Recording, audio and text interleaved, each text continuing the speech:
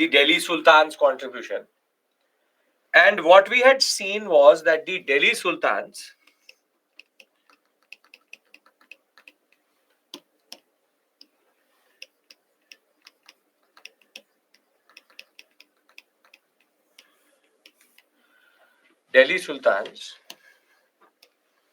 had contributed through arch,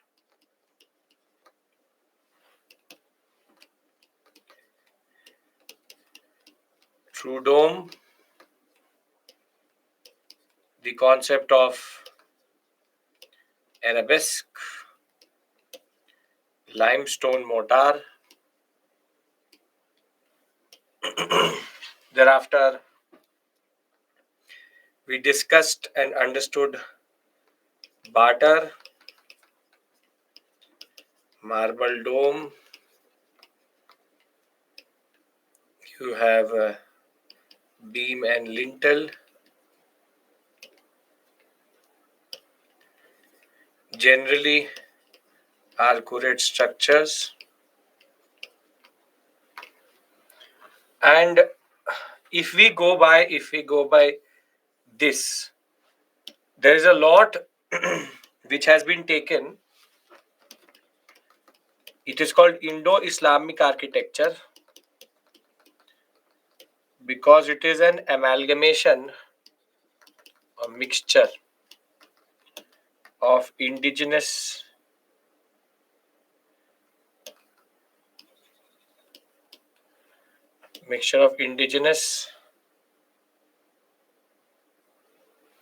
designs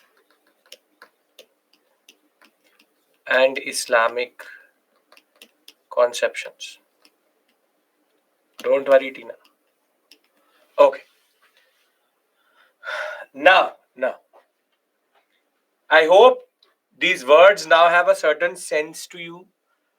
When I say these words, for example, true arch, true dome, arabesque, limestone mortar, barter, they are not alien to you now, and you understand what we mean.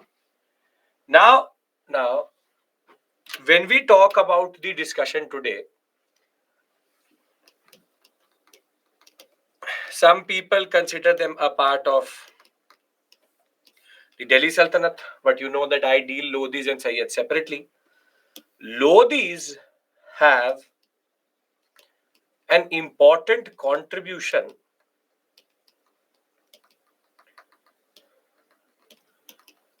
to Indo-Islamic architecture.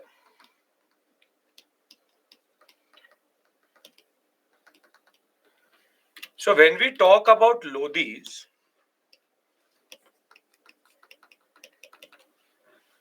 they are known for the following. Wherein you have garden tomb complex, which you see in Lodi Gardens in Delhi.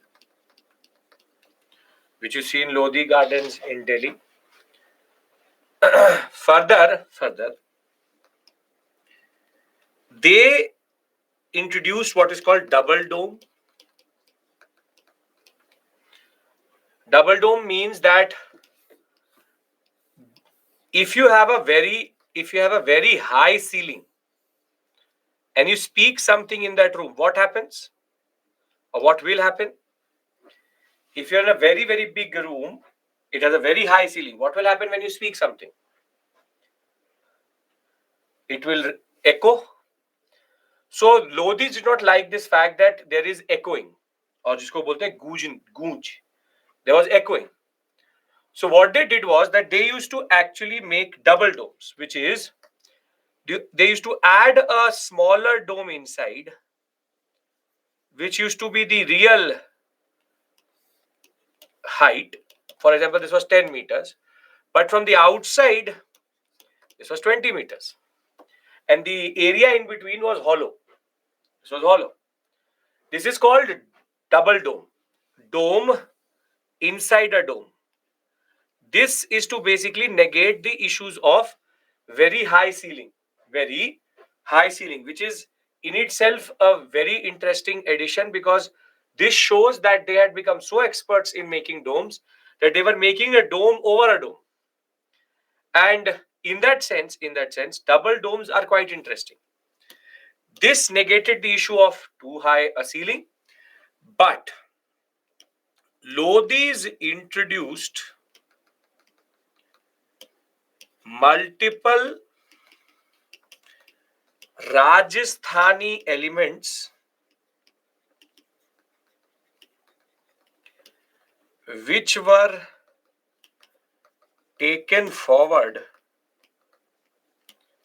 by the Mughals. And when we talk about the Lodi contribution, the Rajasthani-Gujarati elements,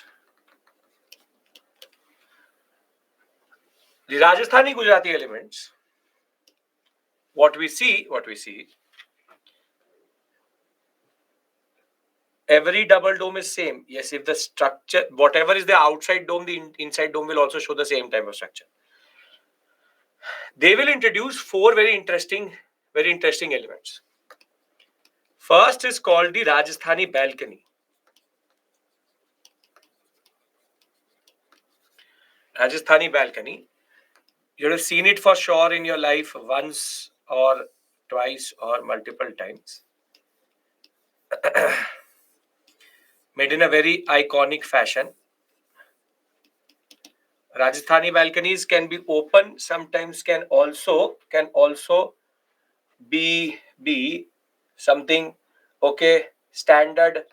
Pritesh, not understanding, please. So here is the message, Pritesh, not understanding, and please. And the joining time of Pritesh is 5:19. Okay. So I don't know how will he understand what he's understanding. This is a standard thing which happens every day. Okay. Now, Pritesh, either come on time, or if you're coming in between a topic, obviously you will not understand. So I don't know what makes you come at 20 minutes late in that regard. We already started 6 minutes late, and I've already wasted 10 minutes. Then I started. Still you're late. Okay. Now, Rajasthani balconies, this part could be open also. This part could be jali also. Second is called the, and I'll show you. See, you see here.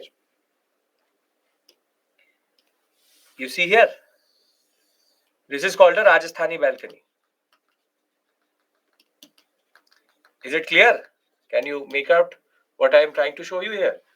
You see here, something like this.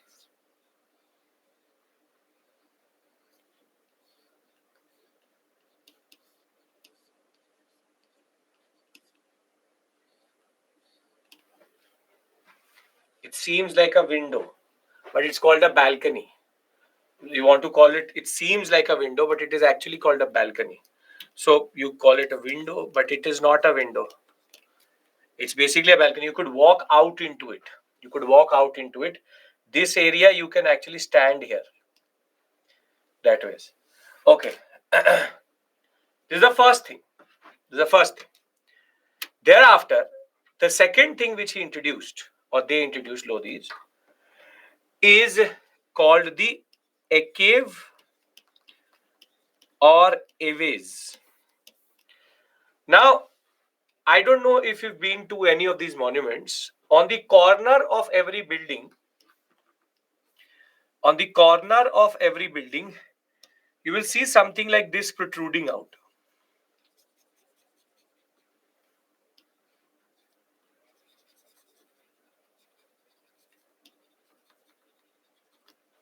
You'll see it in every corner. These are called a caves. See?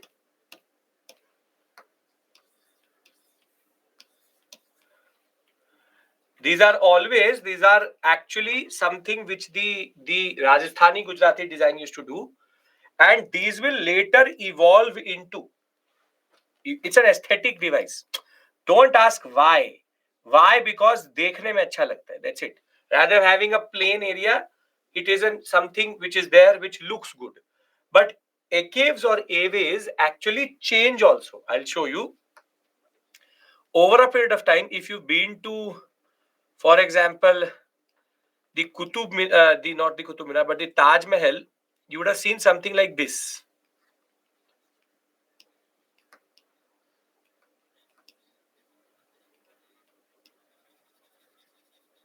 Have you seen something like this? This is both same. Both are they both spellings. A cave. A cave. It's a French word, so it is written as you want to write it. The simple point is this evolves later into this, and you will see it on every corner. It is something which was taken from the Rajasthani-Gujarati style. So it's taken from the Rajasthani-Gujarati style. All corners it will be there. It's a standard thing which the Lodis introduced, but it was made better later. Thereafter, another very interesting feature which will become very common is that domes will be what I don't want to use the word adorned. Domes will be topped by inverted lotus. It's a very standard thing which will develop, wherein the inverted lotus will be kept on the dome. So previously the domes used to not have anything above them, but inverted lotuses will become very common. With caves you can still see here in that regard. But the most interesting thing, we'll see a inverted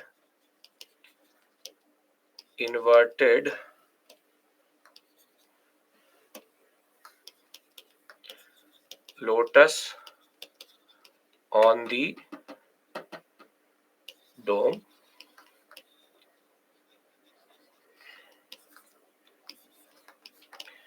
Now, see, invert lotus has a lot of significance in Hindu mythology, and generally in when you try to, what does lotus represent generally? Can anybody tell me what is the representation of lotus mean? What is lotus? Lotus is a manifestation of goddess Lakshmi. So basically, it represents prosperity. So therefore, this element was something which the Islamic rulers also understood, the sultans also understood, that good fortune, lotus, money, and that connection in that regard. And in the imagery, they've always wanted to add the lotus as much as possible, and that is something which will become very common. But the most important element, the most important element which they added is called the Rajasthani Gujarati Chhatri, or which is called as domed kiosk. It's called domed kiosk. And again, this you would have seen. Why inverted? Because if it's not inverted, it's very hard to make. Inverted lotus looks good. Aesthetic choice. Domed kiosk. This again you would have seen in your life for sure.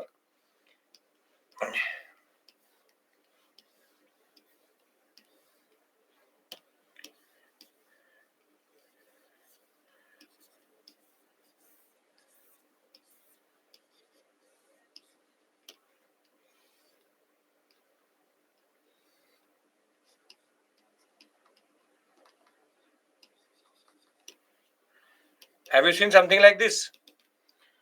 This is called a domed kiosk or chhatri. This is called domed kiosk or chhatri. This is a very standard thing which the Lodis added. Nowadays mandaps are made like this, but the basic point is this is called a Rajasthani-Gujarati chhatri. Now these four elements came into Lodi architecture, and Lodi architecture in a way pioneered these ideas from balconies, kiosks to caves or caves, and beam lintel structures still were being used. They used double dome structures. They always also had this garden tomb complex. The whole Lodi gardens is nothing but the tombs of all the three Lodis, Valul, Ibrahim, and Sikandar. But the The fact is, why are we talking about the Lodis in this way? Because when it comes to the Mughals will take all of these elements to another level, wherein these are the elements. If I have to summarize in a way, Delhi Sultans had created the true arch, the true dome, limestone mortar, sloping wall, intricate design, which is called arabesque, and they had already created a certain syncretic Indo-Islamic culture. If I add to this the Lodi contribution, which is double dome, which if I ask the chhatri or domed kiosk, if I add caves,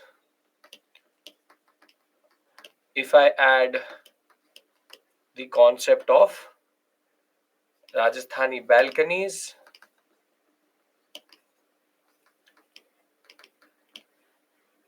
and when I take this, it is on this base,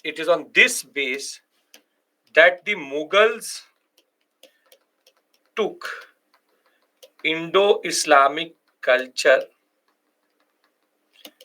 to another level.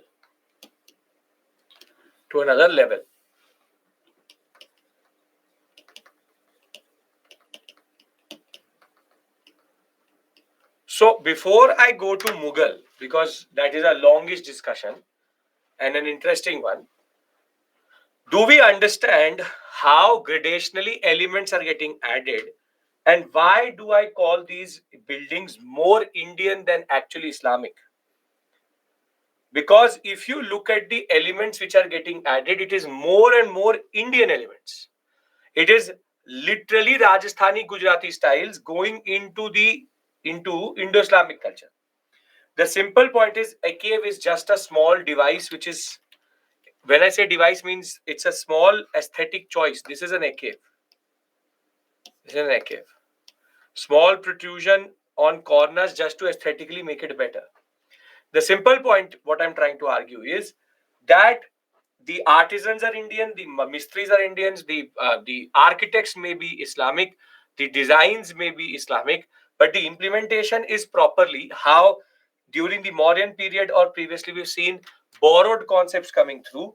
It is a borrowed design from the Islamic cultures, but is truly implemented in a truly Indian way in that regard. So it is an amalgamation, a mixture of two cultures coming together. And when you talk about Mughals, they will take it one step forward. So simple point is, maybe the sultans are Muslims, but the buildings don't represent that type of architecture. Are we clear about this? 110%. If we are, then we go to the next step, which is discussing Mughals. Okay.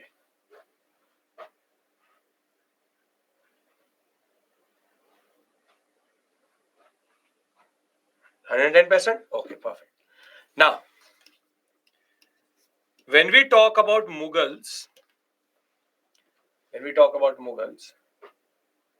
basically the corporate indigenous element, yes. You see, basically the problem in writing what you've written is, you're saying basically they incorporated indigenous elements into their architectural design. That word there is the problem. Because then what you're doing is, then you're actually arguing that there is a there in which Indian is getting added. Rather, I am arguing it is their design which is Indian in that regard. There's a difference. You are saying that A was added to B or B was added to A. I am saying AB exists together. Get my point?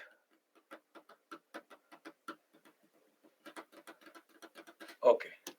Now, Turkish, everywhere, Vikram, it will be Turkish, which will start to represent, which will start to spread across. Okay. Now, when we talk about Mughals, First comes Babur. Now, Babur does not have the political stability of the Indian subcontinent to monumentally express himself. So he has no real addition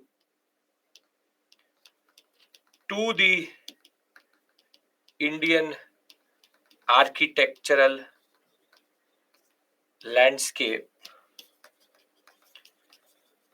He made 2 mosques, one at Panipat and the other one, I'll show it to you. One at Panipat and the other one at Sambhal. This is the Panipat one. Panipat mosque, nothing really actually out of the box, ugly building that is. So Panipat and Sambhal, no architectural merit. But one thing he does, he in Afghanistan,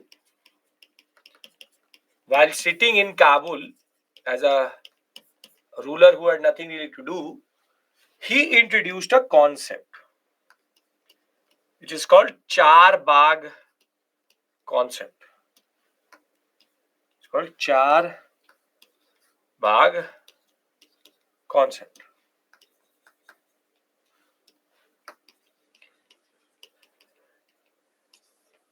Wherein Char Bagh means that Babur is coming from a very arid terrain. He's coming from a very arid terrain. Samarkand, Fargana, they are very arid terrains. So he loved gardens. He loved gardens, and basically the concept of garden complex is something which Babur loved because he wanted to see greenery. And therefore, what he did was he developed the 4-quadrant Bagh, which is called Char Bagh. Char Bagh. Now, Char Bagh has multiple, in a way, interesting elements because at one level you have this 4-quadrant structure. There is also water works, and the flow of water is something which again he likes to represent, he wants to represent, and therefore it is something where Babur was the one who conceptualized this idea of Char Bagh.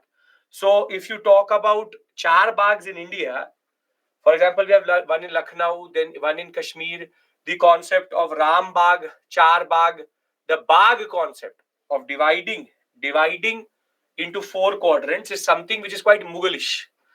And they will take it one step forward. They will take it one step forward by placing buildings into this complex. But if I have to ask or talk about Babur's only Shalimar Bagh in Kashmir, in Jammu and Kashmir, there are multiple baghs, but Shalimar, which is made by Shah Jahan, but is actually a conceptualized idea of Babur. The simple is that Char Bagh concept, whoever made later, is based on Babur's basic conceptualization in Kabul. Are we clear about it?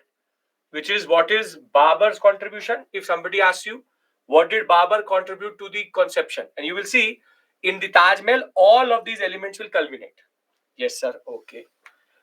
Thereafter, you have Humayun. And when we talk about Humayun again has no real contribution. He was too drunk to do anything as it is. Contribution. And what he even started was not completed by him, which is the Purana Killa, which made later Sher Shah Suri will actually in a way complete. And he had no political stability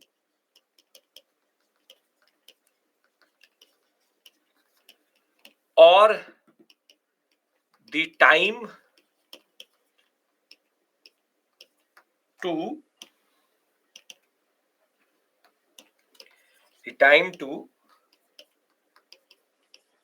construct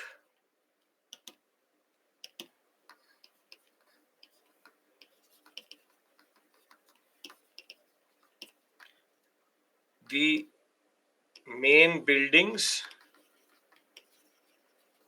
or any monuments.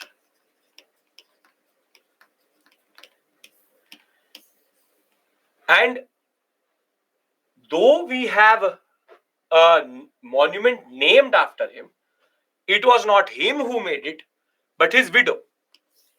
So, the Humayun's tomb, which is seen as a step forward to what Babur did, was made or was commissioned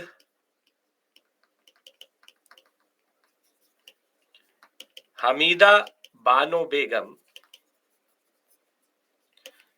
which is the wife or the widow of Humayun, and Akbar basically was the one who paid for it in a way.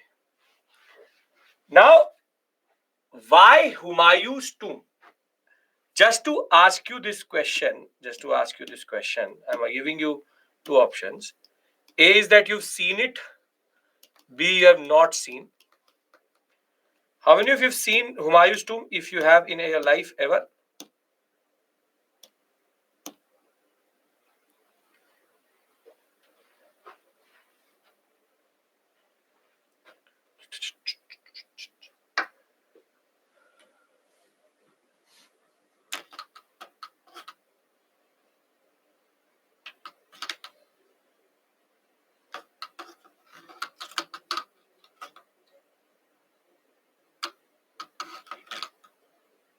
Seen means when you are there. 74% haven't seen it. So, see, if you have not seen Humayun's tomb, 1 second, tell me one thing. A, B, same, which is seen, not seen. Tell me, have you seen Taj Mahal? 53%. More people have seen Taj Mahal, and I hope you've answered it in the sense of being there, not in pictures. We have seen a lot of things. I've seen, for example, Shah Rukh Khan also. So, now, why am I asking you this? Because if you haven't seen Taj Mahal, and if you've only seen Humayun's tomb, and if you've seen Humayun's tomb and you've seen Taj Mahal both, Humayun's tomb's implementation is much, much more interesting. And if Taj Mahal wasn't there, Humayun's tomb is actually a very interesting and very imperious building. Very imperious buildings. And when we talk about Humayun's tomb, it is considered very important for 2 to 3 very important reasons. The architect, I'll show you his name so that there's no issue. Mirak Mirza Giyas. Mirak Mirza Giyas actually was brought by Hamida Bano Begum from the Safavid Empire. So basically, he has a very strong Persian Iranian influence. And for the same reason, Humayun's tomb represents Indian plus Persian plus Islamic conceptions of architecture. Now, if you look at, just to bring you to that basic point, Humayun did not have time. He made two mosques, one at Agra, the other one at Fatehpur or Fatehabad, which is Hisar. Nothing really. And in 1555, the building called Humayun's tomb will be commissioned. And in 1564, it will be completed. And it was commissioned by Hamida Bano Begum. And the building was made by an architect coming from Persia. Therefore, that Persian influence in that regard. So, if you look at the Humayun's tomb, you will actually understand why do I say that it is a very interesting building. First thing which you distinctly see by looking at the Humayun's tomb itself is it is based on the Charbagh concept. If you look at it, it is surrounded by Charbaghs, 4-quadrant baghs. Thereafter, Humayun's tomb is made on a very high platform, which is something which actually is there in temple architecture, which we see, Pitha. And somewhere down the line, the Islamic architecture picks up on this idea that making buildings on a high platform makes sense. And therefore, the high platform concept comes through. But now comes in the basic elements which I'm talking about. See, you will see a very beautiful blend of 2 to 3 things. Red sandstone is used very beautifully with yellow and white sandstone, together making a very interesting combination. But now come the Rajasthani-Gujarati elements which I was talking about. You see here, you have the caves, you have the chhatri, which have been picked up directly from, the chhatri, a cave, and a cave, which is domed kiosk. Now, along with that, the dome which you see on this building is a double dome, which basically is a Lodi element which they've taken forward. It's a double dome, but it is very sharp in its representation. This curvy linearity, where have we seen previously? This curvy linearity, where have we seen this previously? Very good.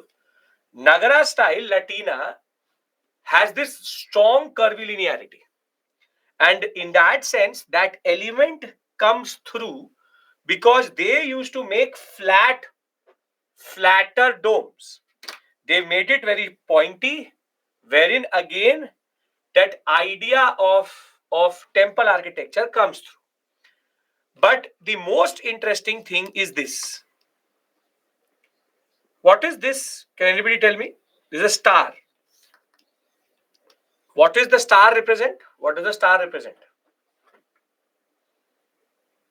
Yes.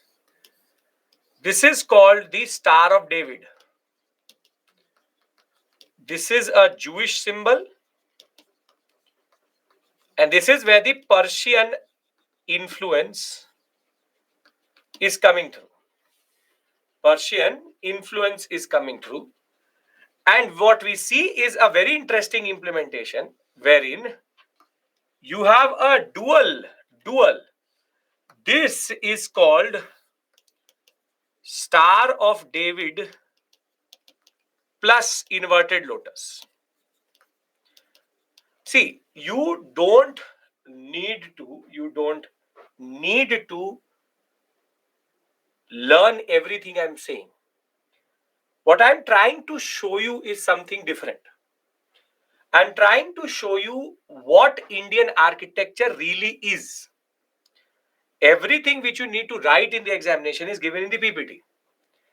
The images which I've brought to you is to specifically show you something, which is that our architecture is more nuanced than what you actually think. Star of David plus inverted lotus is something which you would never think about for Indian architecture. So when somebody says to you that this is this architecture, this is this architecture, it is all Indian architecture, because there is no equivalent to the Humayun's tomb across the world, because nobody made buildings like this. And therefore, Indo-Islamic architecture is one step gradation adding of elements as we go forward. So what we've understood is that the Humayun's tomb has multiple things which are bringing the old elements, which is the concept of true arch, true dome, double dome, chhatri, kiosk, and adding something to it. So every Mughal building actually added something to the larger assemblage, from just starting from a arch to a dome, now creating these magnificent buildings which are also bringing Char Bagh plus all what we know as Lodi plus what we call as Delhi Sultanate architecture. So I hope that you are understanding what is the purpose of this discussion. Here you need to understand that every building is a further addition to the larger concept. Are we clear about this? Are we clear about this? Yes? Okay. Now comes Akbar. Now, when we talk about Akbar,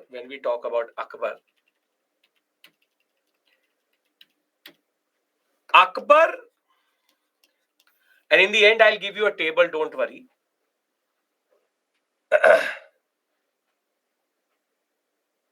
Distracting from, I have doubts. You don't need to learn the years. If you know Humayun is Humayun and Akbar is Akbar, so Humayun's tomb will be before Akbar's buildings. So don't have to learn the years.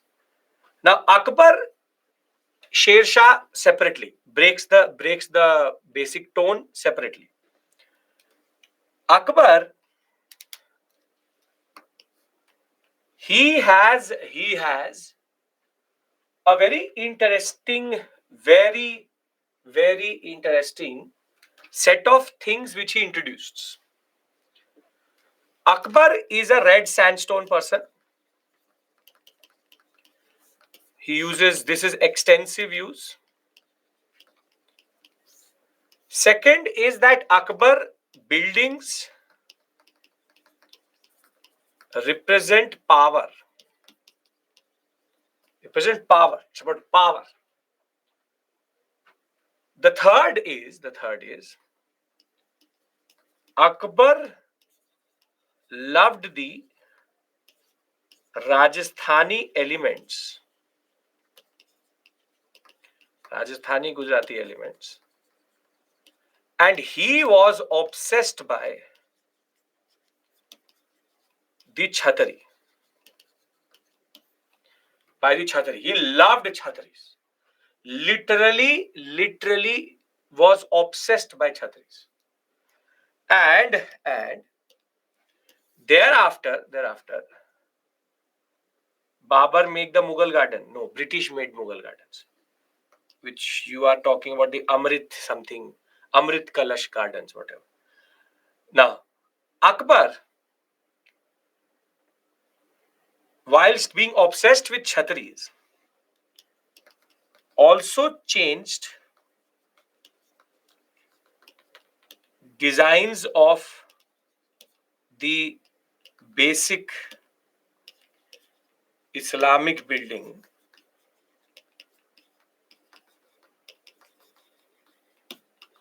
such as mosques, and he is known to have done one more thing. He brought back tributed structures. Where were the tributed structures most common? Where were the tributed structures most common? Very good. Temple architecture tributed structures, he picked up a liking for it. And I will show you, you will see that same type of tributed structures again. Akbar is also the one who introduced the four-centered arch. Basically, arches should not have depth. When you're able to make an arch which basically has depth, it's called a four-centered arch. You don't have to become a scientist here. It is called four-centered because you can see this arch has depth. If I'm standing in the front, this arch has depth. You can see it has depth. This depth is called four-centered. That's four centers the way it is divided. So again, if you take a tangent and do it, I don't care about that. If it says four-centered arch, it has to be Akbar. Now, from sandstone buildings to trapezoid structures to decorative forms, arches being used for decorative forms, to four-centered arch, Akbar's basic contribution is to revive a lot of interesting things. We will also say that arches were used for decoration, and very simply, trapezoid, decorative, four-centered arch, be it chhatri, be it red sandstone, building representing power. Akbar changed the tone, but also added a lot of interesting things. And his two major contributions in that regard are, one is called Agra Fort. I hope you've seen that. If not, we will have a tour here. But second is the Fatehpur Sikri. Fatehpur Sikri. Fatehpur Sikri is important because that is the building, that is the city which he created. Never used it properly because it was too far away from the Yamuna. Fatehpur Sikri is the Fatehpur, means when he conquered Gujarat, he celebrated that by having a new building itself called Fatehpur Sikri, a new city itself called Fatehpur Sikri. Never really populated it properly. It was just for show. Now, if you understand what I've written here, I want to demonstrate it to you. But in the examination, you have to write the following points I've written. If you understand the purpose of or the structure of this discussion, how I'm having it, which is I'm discussing the points with you and then I'm showing it to you, then I will want to move to showing these points to you rather than just telling them. That is the problem with Nitin Singhania. He talks about a lot of things, but there are no images to support it. So I've discussed a lot of points here. I want to show it to you also. Can we do that? Okay.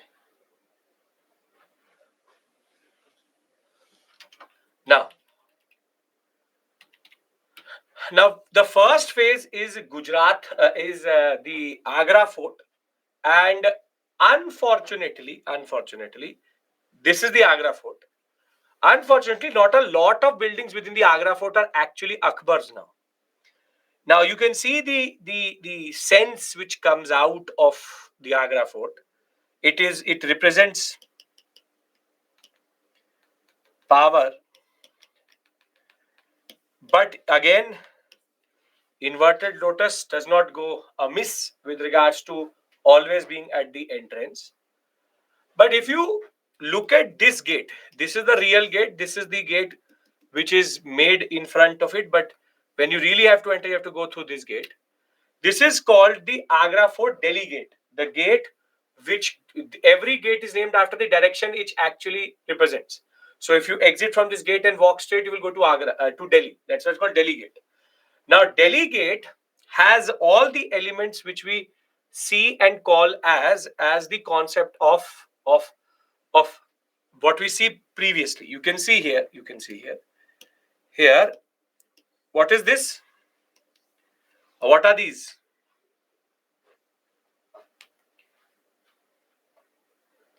This is the Rajasthani balcony. Thereafter, chhatri, inverted lotus on dome. And this is an octagonal structure with again balconies representing the Rajasthani style. But you can see he's made arches here. But these arches have no purpose other than just being a standard decorative device. But what is more interesting is, see, within the Agra Fort, there's only one structure which actually represents Akbar. Because if you enter from the Agra Fort, on the right hand side you have Jahangiri Mahal. This is called Jahangiri Mahal. Every other building was remodeled by Shah Jahan into marble. And that is why, except for that, this is the second building which actually represents Akbar within Agra fort itself. And here you can again see how Akbar was getting more and more influenced by Rajasthani-Gujarati styles, and he was changing the way buildings were being made. So from the big chhatris which you see here, from the Rajasthani balconies which you see here, to the inverted lotus which you see here, from arches being made to just decorate the whole structure. It's a two-story building. If I don't tell you that it is Akbar and it is Akbar or it is made within the Agra fort, would you actually believe that it is an Islamic building? Would you actually believe it is an Islamic building? And the idea is no, because it is missing a very important element.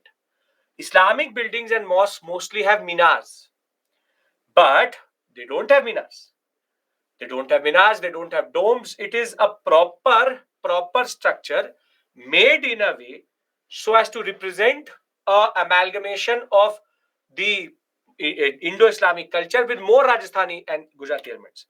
But if you look from the inside, then the real resemblance comes out. If you look at the inside, where have we seen pillars like this? This is called a trabeted structure. It's a double-story building. These type of decorated pillars are temple inspired. So when you look at the Jahangiri Mahal from the inside, it seems more like a temple than actually like a basic residential complex. But this resemblance or this idea goes one step forward when we reach the second phase, which is Fatehpur Sikri. And in Fatehpur Sikri, we have both types of buildings, religious and non-religious. And we'll discuss, for example, the what we call as Jodha Bai's palace. We'll discuss the Panch Mahal. The point is, if I show you this, if I show you this courtyard is actually the courtyard of a mosque. And if you look inside the Jami mosque itself, or the Jami Masjid itself, you see here arabesque and the lotus.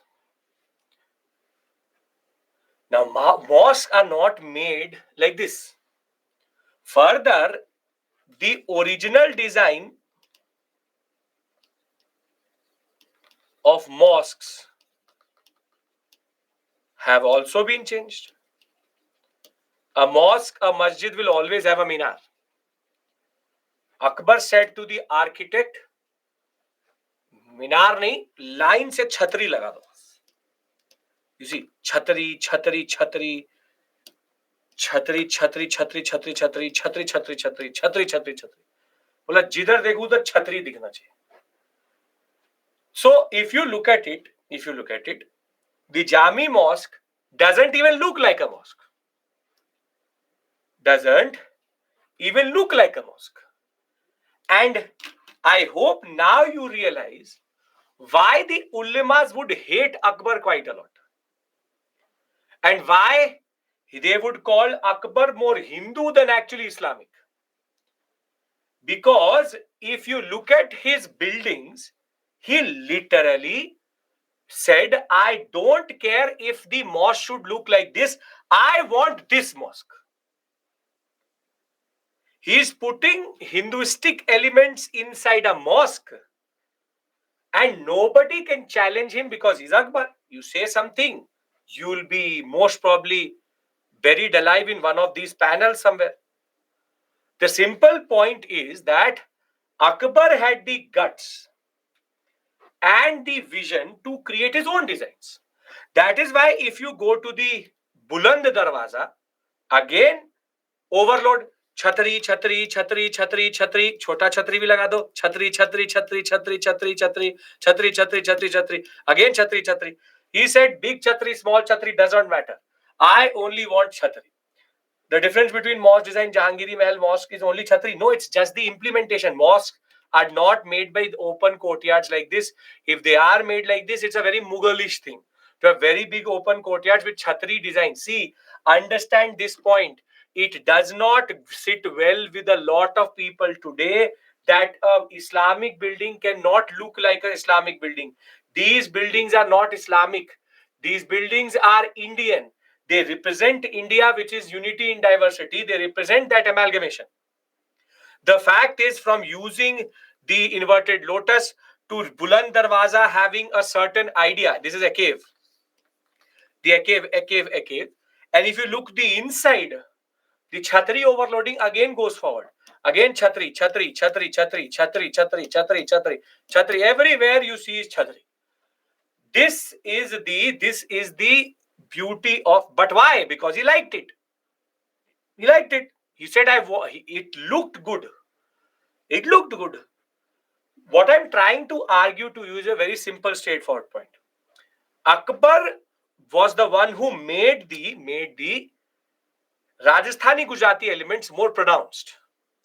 And even when you look at Salim Chisti's tomb, which basically initially was made by Akbar in a red sandstone, then Shah Jahan came and said, "Aankhon mein lag nahi raha hai, marble laga do." Then basically he put in marble on this whole panel. He said, "My eyes should dazzle, chondi aa jani chahiye." So they actually put in the marble panels, initially made actually by what we call as basic red sandstone.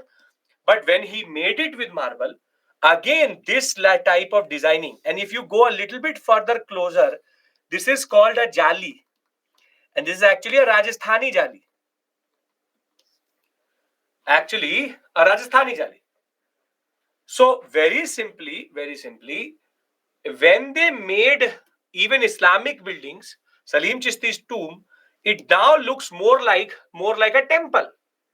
It actually looks more like a temple than actually a tomb, with the basic domed thing with the inverted lotus on the top. If you look at the basic design of Salim Chisti's tomb, there is actually a place in which you can go around the tomb.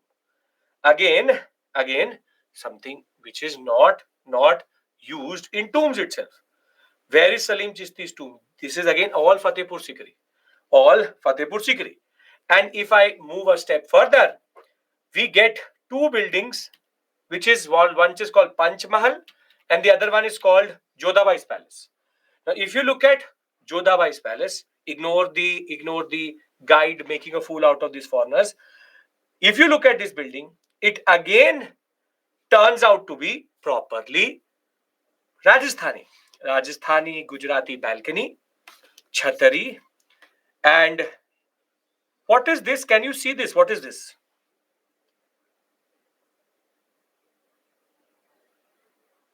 This is Star of David plus inverted lotus. Something which they picked up from Humayun's tomb. And again, if you look at this arc is not needed. It is just for aesthetical purposes. But the real flex or the real show off which Akbar actually did was in the Panch Mahal. In the Panch Mahal, it's a 5-story building. And very simply, he said, I want to know which story I am by just looking at the pillar. This is again a tripartite structure. Each pillar is dissimilar to each other. Obviously, the chhatri will come in the top. Every pillar is dissimilar, meaning he will have a different design here, different design here, different design here, different design here. And Panch Mahal is basically a useless building, but a flex. Flex means it is trying to show that if it comes to me being bored, I can even make 5-story buildings. So very simply, I have shown you a whole set of buildings which basically represent Akbar. Now, if you look at Akbar, you will realize he's showing power, he's showing finesse, he's also showing a certain sense of aesthetic, what we call as expression. But the most interesting thing which is there is that he took every element, he took every element which was there and he pronounced it more and made it bigger and bigger and bigger. So, be it Humayun's tomb or be it Akbar's contribution, he has added more interesting things here. Are we clear? Are we clear? I'll give you a table in the end of the discussion that will be enough to suffice to write any answer in the mains level examination or any what we call as basic question with regards to that. Sure, Aditya, that could also be the case. Now, now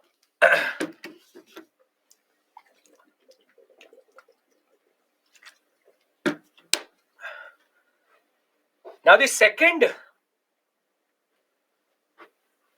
or rather the next person is Jahangir. Now, Jahangir is not known for architecture. He's rather known for paintings. And Jahangir's paintings are the highest point in Mughal painting tradition. Now, which Akbar building have situated where? Agra Fort, fortunately, unfortunately, still in Agra. And Fatehpur Sikri उठाने की कोशिश की थी. They tried to pick it up, were not able to. Still near Agra.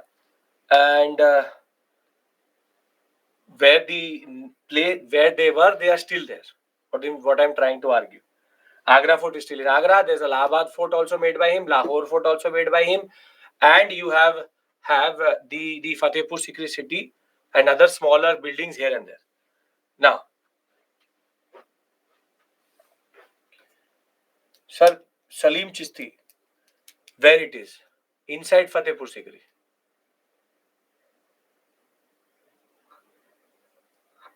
Okay. So Jahangir is the highest point, but Jahangir's period is a very interesting period because it is a transitionary phase from red sandstone. I'm coming to that. Akbar's tomb is in Sikandra, which we're coming to. Again, near Agra. Red sandstone and marble. Now, before Akbar died, he actually had already designed his tomb. Now, Jahangir period has two major contributions. One is Akbar's tomb at Sikandra. And the second one is Noor Jahan, who wasted a lot of money on her father's tomb. It's called Itmatu Dola. Itmatu Dola tomb. And Noor Jahan's contribution or Jahangir's contribution in Itmatu Dola's tomb is very important because here for the first time we see a new decorative technique which is called Pietra Dura or Pietra Duri. Now, if you look at Akbar's tomb, Akbar's tomb itself shows a transitionary thing, wherein half of it is made out of red sandstone and half of it is made out of marble. And over and above that, obviously Chhatri had to be there, a man who swore by his Chhatris. But what we see is that arabesque has come back in a new element, but minars have now started to, in a way, take the position where the caves used to be. So basically, minars, in a way, are representing like oversized caves. Now, the most interesting building of this set is this one. Jarokha Darshan is not a building, it's a practice. Now, this is called the Imaduddaulah tomb, which is in Agra. Before you, if you're coming from Delhi, cross over the Yamuna on the right hand side of the, just before you cross the Yamuna on the right hand side, there's a tomb, which is called the Imaduddaulah tomb. That is Noor Jahan's father. And this tomb is actually full marble tomb, but it has a very interesting decorative technique which is called Pietra Dura. Now, Pietra Dura is basically an inlaying technique.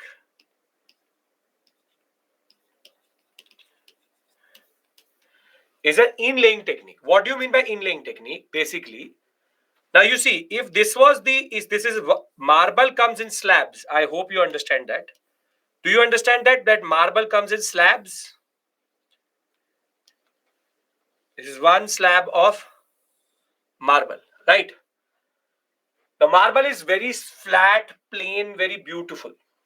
Now, over this flat, plain body, what our karigars were able to do. See, if I start to chisel on it, chisel means that I start to push pressure on it. And if I make perforations, perforations mean holes into it, what would it look like? If I made holes in a whole marble panel, what would it be basically called? It would be called a jali. Now, jali basically is net. Net, jali is when you go through the marble. You can see through the marble. But what they were able to do was able to make patterns in them.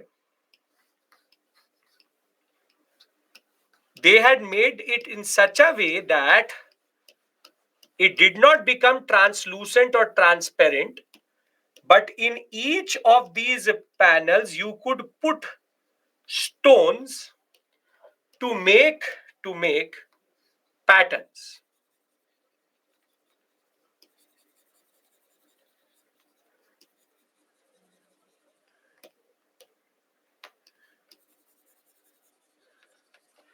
This is called Pietra Dura. They make a mold or they make a pattern in which you can then place these stones so as to make patterns in a very beautiful way altogether. Jali would be that you have gone through it, but the whole Imaduddaulah tomb is basically made out of Pietra Dura. Pietra Dura is very, very hard to do, and I'll give you a very simple example of it. If you have a piece of paper, do you have a piece of paper in front of you? Do you have a piece of paper? Yes.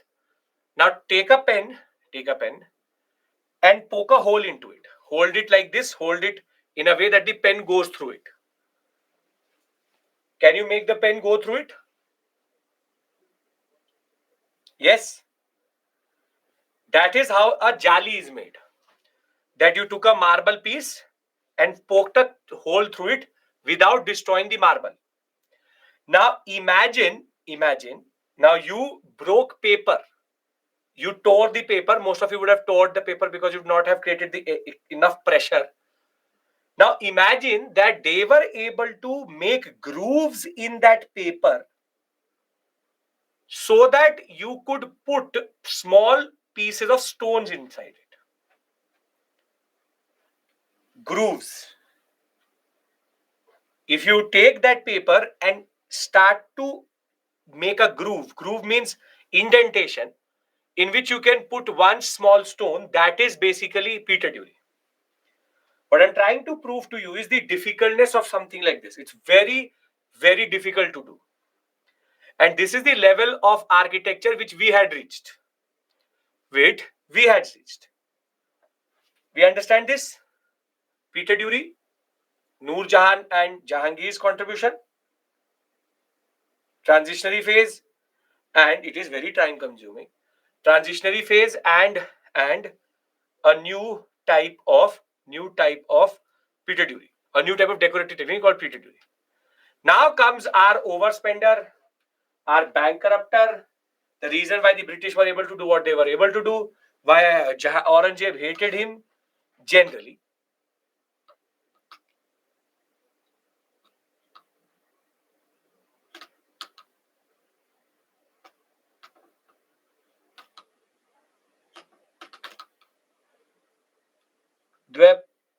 Payan, you're not understanding the difference between a mosque and Taj Mahal, and a tomb is not a place of worship. A temple and a mosque is a place of worship, and there's a difference between these two. So, if you understand what I said, you will understand what your question is. Now, very good, Ravi.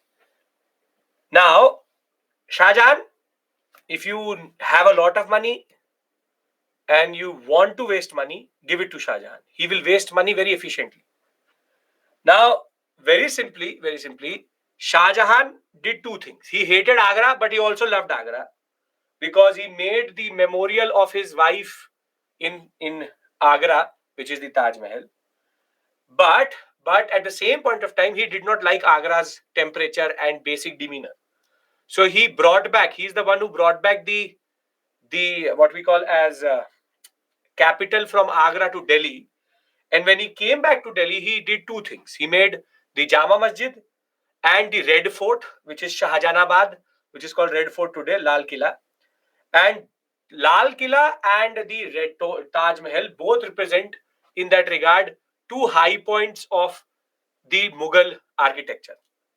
Now, when we look at the Red Fort itself, today the Red Fort is quite different because after 1857, once the British entered the Red Fort, they destroyed everything in this section,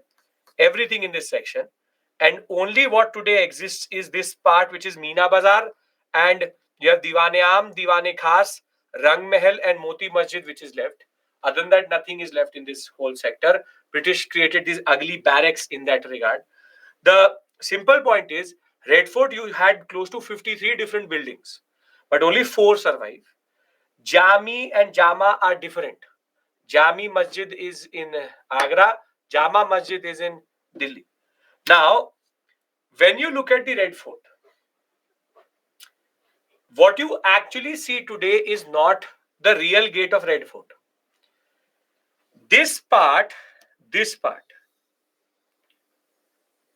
which you see here, from where the Prime Minister actually speaks, was not made by Shah Jahan. This is a later edition. This whole section.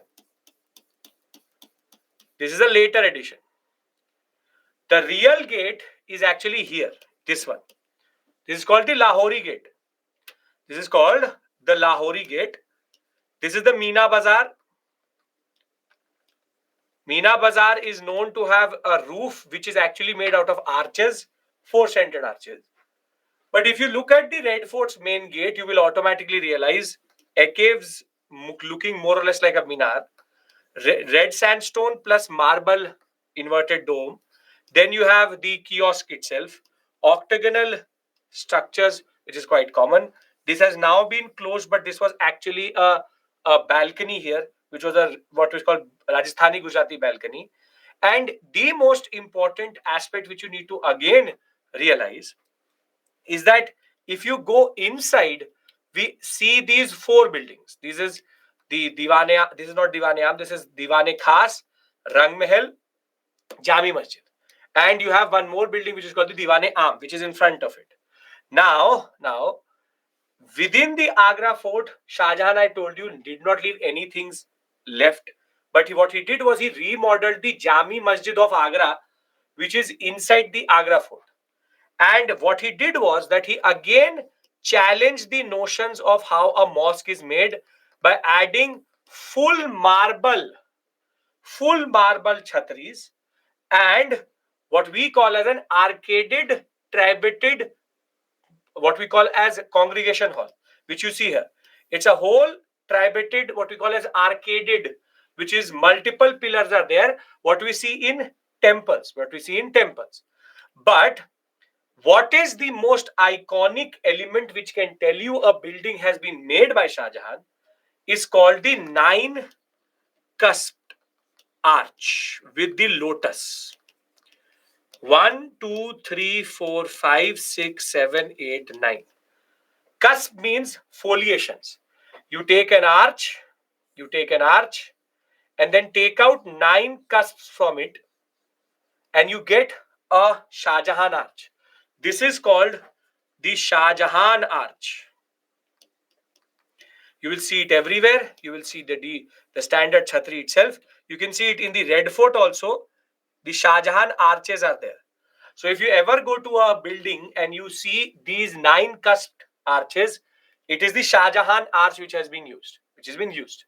Now, the Diwan-e-Am, this is the one, is an again arcaded congregation hall where the people used to meet. Again, the standard 9 cusped arch is there. But this is where the Jarokha Darshan used to happen. This is called the Peacock Throne. Now, if you look at the roof of the Peacock Throne, where have we seen this type of a throne? Peacock Throne? We've seen this type of a roof previously. Very good. This is called the Pala Sena Dome. The sloping roof of Bengal.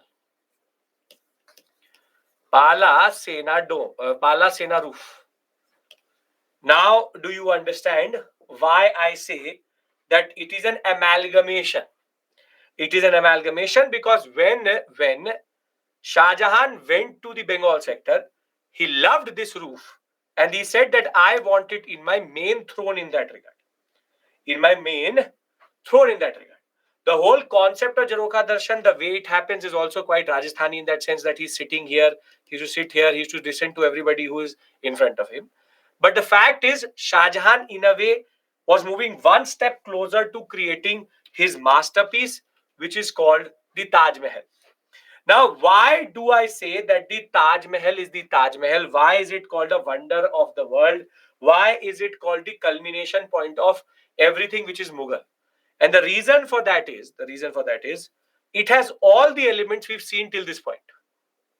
Can I show it to you? How there are all elements which we've seen till this point in one. It is the culmination of Indo-Islamic architecture. First, it is based on a charbagh. Then waterworks. Thereafter, if you go a little bit closer or further away, you have Chhatri. This is a double dome. This is called the bulbous dome. Bulbous dome. Bulbous dome, basically the neck is shorter, and you would have seen this in Aladdin cartoon. This is called a bulbous dome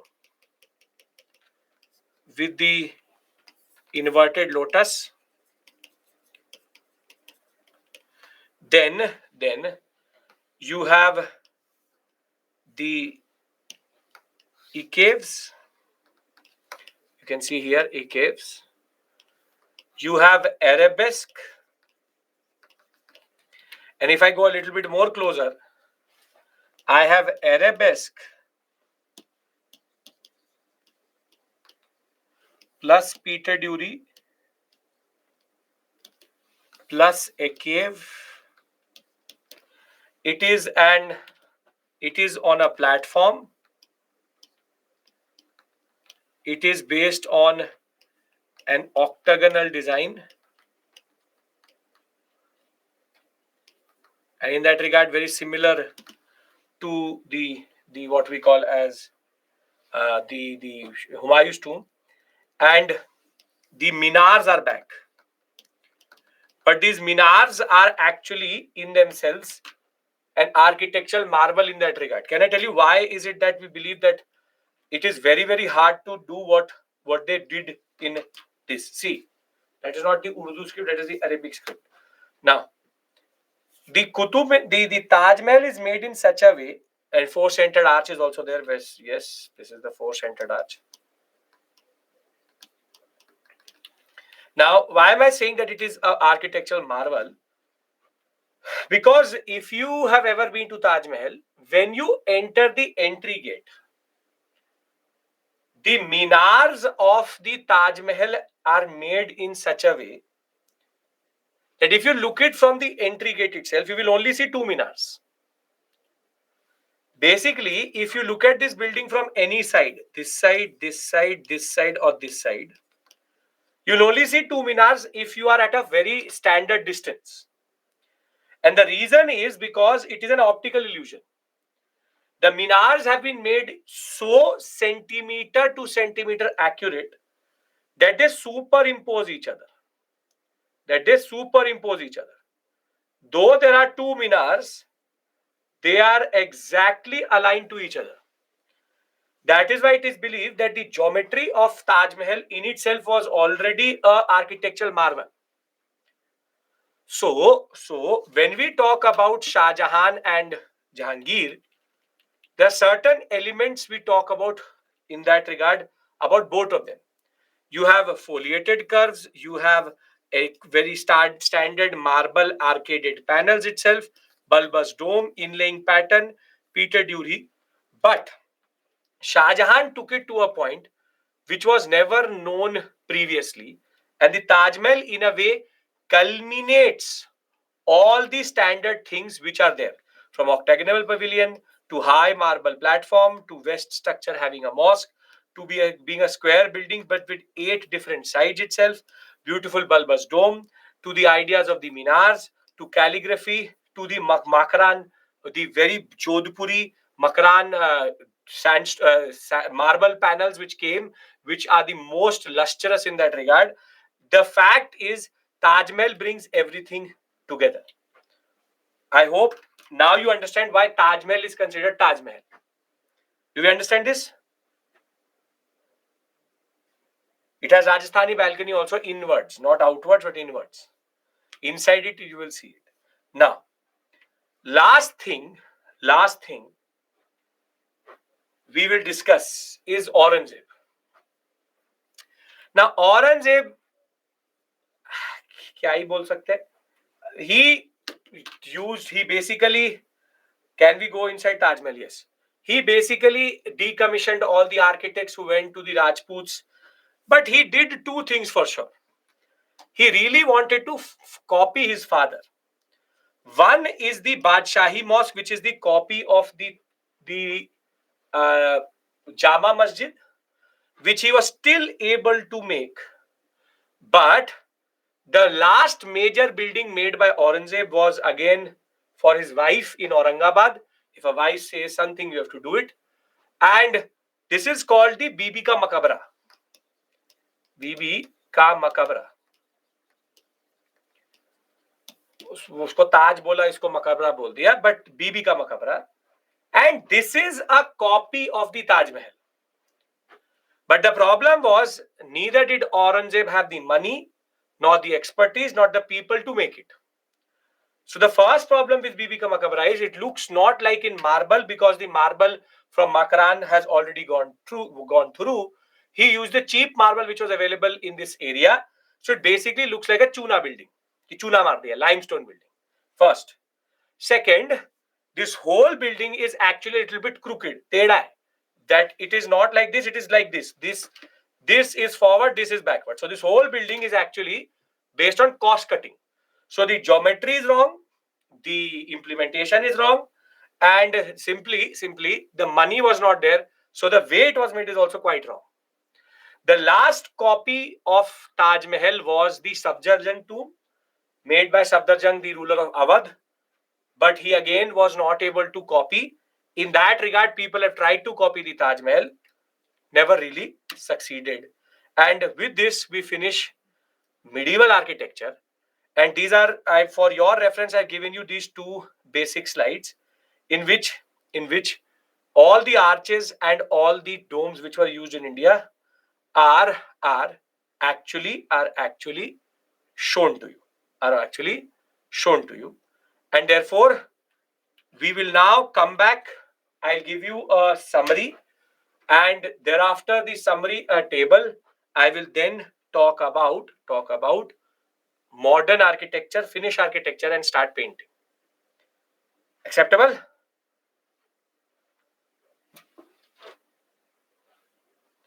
Okay, great. So I'll give, because I didn't give you the breather in between, we can come back by 6:55, 7. If we can take a 20-25 minutes break, not an issue. So I'll see you at close to 7, before 7. Don't start to panic. The world is over, the world is ended, where has sir gone? Don't do that. Right? See you.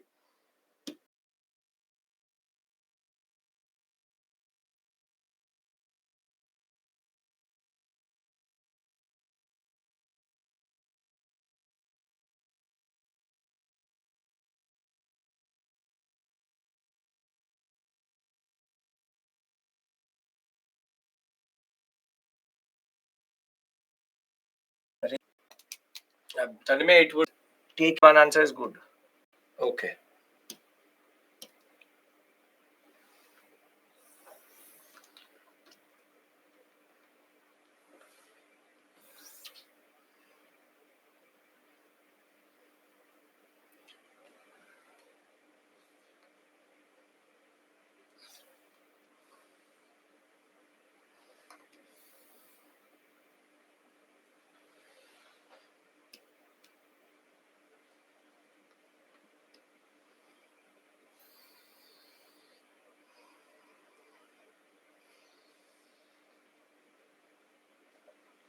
Okay.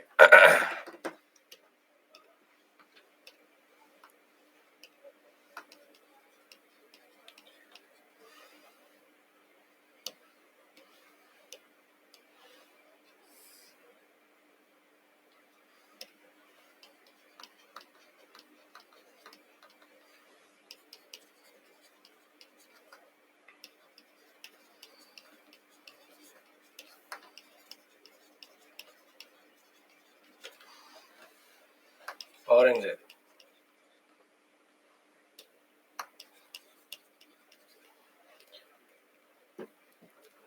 That is also good.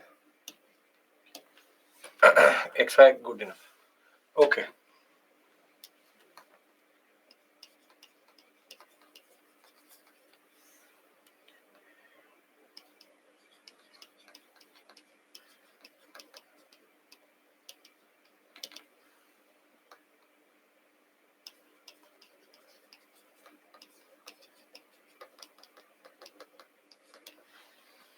Akbar. Akbar.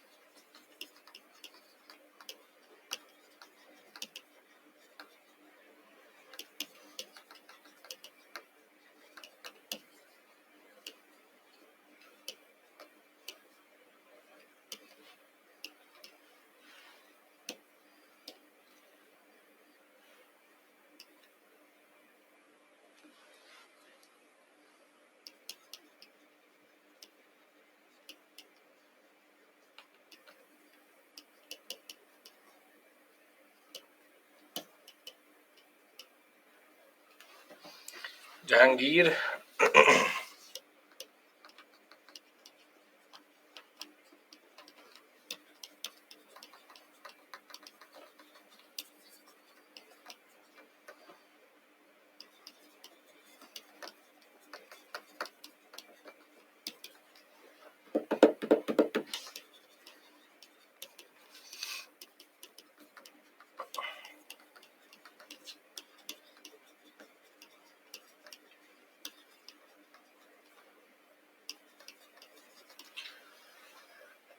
I am not saying anything. Extra noise is coming. I don't know what noise. It's pin drops silence in this studio.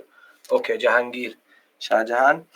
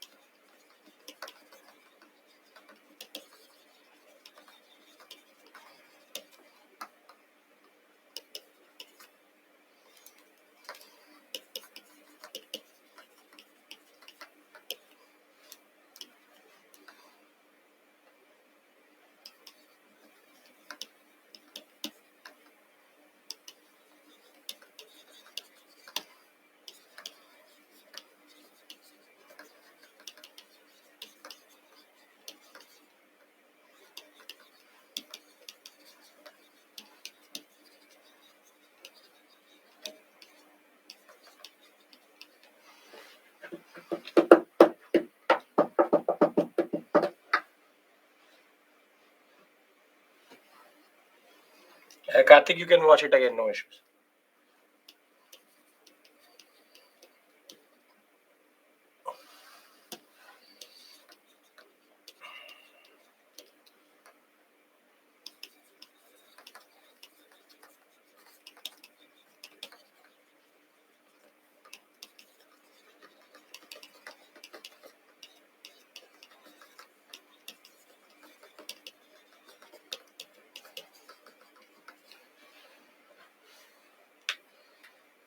New city, Red Fort, Shahjahanabad.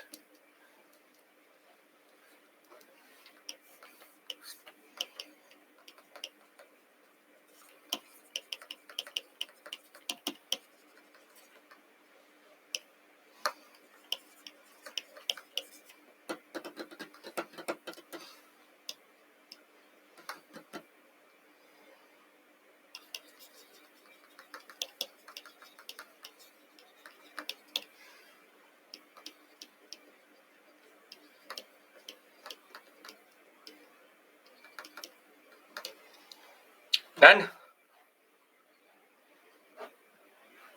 Later Mughals are not stable enough to do anything.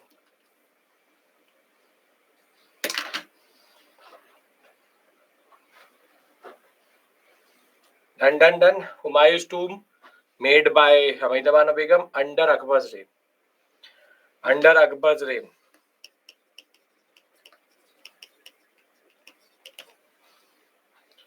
Can we transition to modern?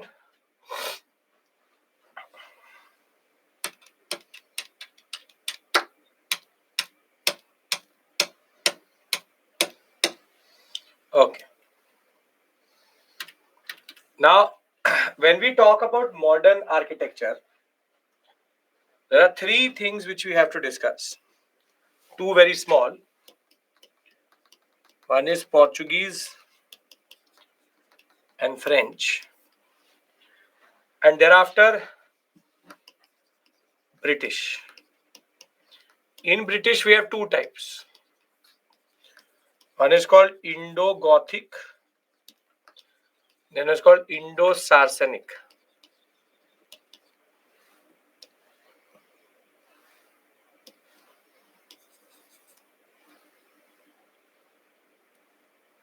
Nina Bazaar still stands as of today. It's a bazaar till today.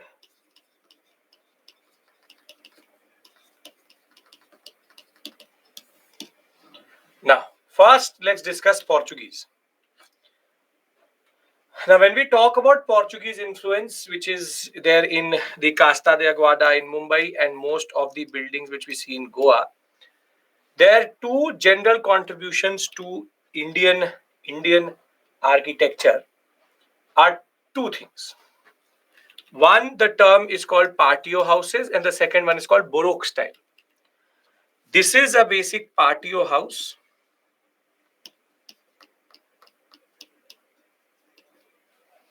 And second is called Baroque style. Now, patio houses are when there is open space in the front. For example, you would have seen that previously houses were made with space in the middle, but now you would have seen that houses have a very big porch, front area and back area. Previously, all spaces used to be within the house. Patio means open space in front and back.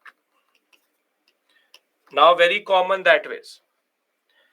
And Baroque style is what you see here. This golden decorative technique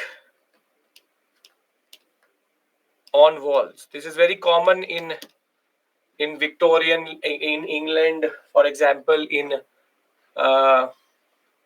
France, you'll find it quite a lot. For Portugal itself, very common in European designs, which is this type of what we call as golden embroidery, golden work which happens on walls itself. So patio houses, which is open space in the front and The second, which is this type of decorative wall art, are two things which are related to the Portuguese. Now, in the examination, obviously, you're not getting a whole thesis on the Portuguese itself, but the Iberian style of architecture, two concepts were introduced and added into the Indian subcontinent. So there are two things which you have to associate with the Portuguese, not very big, not very small. Prelims type question will come from this area. Thereafter, we have the second, which is the French. And when we talk about the French, the not really contributed too much except for the architecture of Mahe, Karikal, Yanam, and Chandranagar and Pondicherry. But they were the first to develop the proper planned city before Chandigarh, and that is Pondicherry or Puducherry. Now, Pondicherry has a very interesting concept, which is basically called the radial plan, or what they call as Cartesian grid pattern, meaning that the whole city is based on concentric circles. The concept of having a city center is something which is talked about, wherein the city center is how the whole city is surrounded by or is planned around it. This is called, in French design, Cartesian grid plan. So again, not specific, but just for match the following. If the examination asks you, for example, French Cartesian grid plan, Baroque style, or patio houses, just associate two words, Baroque and Cartesian grid plan, Baroque and patio houses with the Portuguese, Cartesian grid plan with the French. Thereafter, the next is the British. Now, in British, the first what they followed between 1757 to 18, not even 18, till 1911, till the shift of capital to Delhi, they followed what is called the Indo-Gothic plan. Now, the word Gothic basically means Christian architecture, which was quite common in the church architecture and in what we call as the English sector or throughout Europe itself, Gothic designs. And the Gothic buildings are mostly what we call as inspired by the concept of Christianity. So you will see a cross everywhere. You can see a cross everywhere. This is the cross, the Christian cross. Further, the dark buildings. Then you have the iconic Gothic arches, which you would have again seen somewhere or the other in your life for sure. In old libraries, you would have seen something like this. This is called the Gothic arches. You can see here, arch has three basic openings. This is called the Gothic arches. And if you go closer and look at the imagery, of these buildings, they are generally linked to the concept of trying to possess or represent power. It is representation of power. And in a way, during this period, the Indo-Gothic style, the British were trying to be distinct. So Colaba region, the regions, for example, in Calcutta, old Calcutta sector, and Madras, old Madras, you will see these. Now, after 1911, when they shifted the capital to Delhi, they changed their pattern. And the pattern now became called Indo-Saracenic, which was represented by two very important personalities. Lutens, these are the two, Herbert Baker and Lutens are the two architects of the New Delhi sector. And these architects that ways are now going to change the tone. By looking at the North Block, South Block, this is North Block. Does this remind you of something? Does this patterning remind you of something?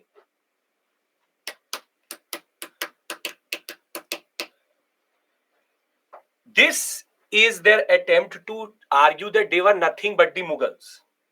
And you can see with red sandstone back, yellow sandstone, lotus, chhatari, chhajja, chhajja, and the basic point is they will use charbags, they will use domes as much as possible. And here, during the era of nationalism, they will start to change their basic outward projection. This you will see in the Red Fort. This you will see in the not in the Red Fort, the North Block, the South Block. This you will see in the old Parliament building, and in the Supreme Court. All of these buildings.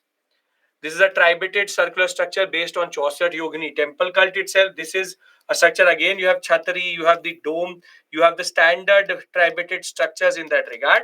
It is very common. When we'll discuss current affairs, I'll talk about the new parliament building when we'll reach there. This is the only thing which you need to know, which is the Indo-Islamic architecture was topped by Indo-Gothic, which is more steel and concrete buildings, very large windows, crucified plan. Meaning, if you look at the building from the top, it will seem like it is a cross.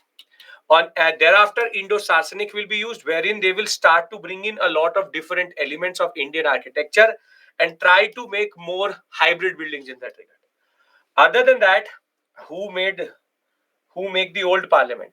British, Herbert Baker Lutens. And with this, we finish this module. Done. We have finished first two modules. Architecture. Close to we've covered 60 pages of that first chapter of Nitin Singhania. If you have the newer edition 60, older edition 40, 45. Now I want to pivot to modern is over. Don't have to get caught up in modern. Modern, they've never asked a question. And whatever they're asking is current affairs. So we'll discuss it in current affairs. British Khatam, Gothic and Indo-Saracenic. These words are what you need to know. Now, we have finished module number 1 and module number 2. Both are architecture. I hope architecture is clear in your mind. Temple, what we call as medieval, and the elements which are left, which is regional, Suri and all, we'll discuss in miscellaneous. I have tried to create a certain image in your mind, and through images I've tried to show you a lot of things, which is from the point of starting with IVC till modern India, we have seen a different side to India, and I hope that you are now able to link that properly. So I hope architecture, now you are capable of answering any prelims or mains questions. Because then we go to paintings, which is equally interesting section, where you will go through a new type of experience with me, wherein we'll discuss paintings. Here we'll start at the prehistoric period. From prehistoric, we will go to cave murals. From cave murals, we'll go to Islamic, not even Islamic, it can't be called Islamic, it will be cave to Pothi art to then Mughal paintings. This is the basic sequence. I'll give you a breather here so that you can clear your mind. But I hope architecture, you are more capable, and I hope this made more sense to you than what you have done previously through Nitin Singhania. If I get a yes from everybody, we will start the painting module after we take a breather. Yes? Architecture clear, sir? Beautiful. So now we start our new journey with regards to prehistoric art and thereafter cave murals and Pothi art and reach till Mughal paintings. I'll discuss certain concepts with you and then we can start. We'll start exactly at 7:30 and then we'll go exact 1 hour. I think you have a webinar, so I'll leave you 5-10 minutes early as you need to. So I'll see you exactly at 7:30. Prashant, you don't dictate anything.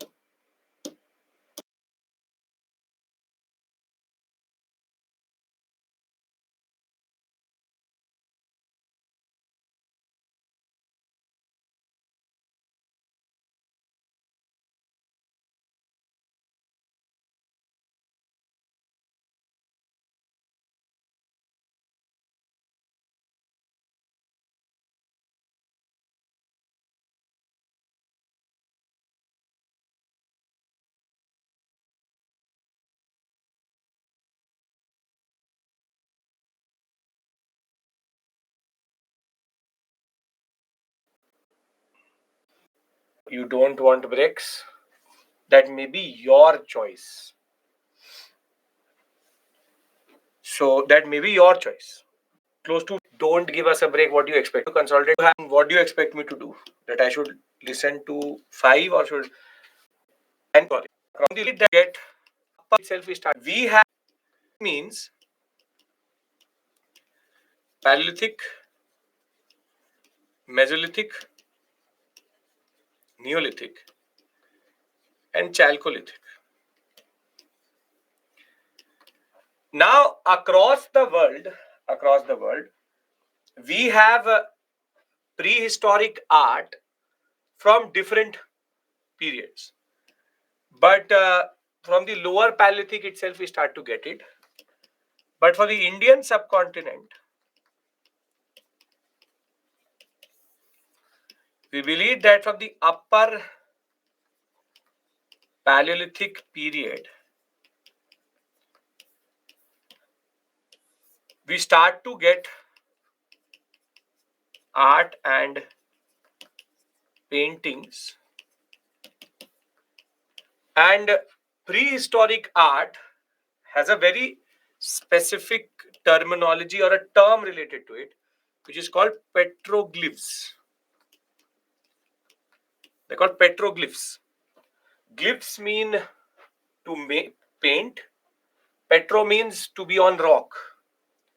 So you have petroglyphs, and the basic point is painting tradition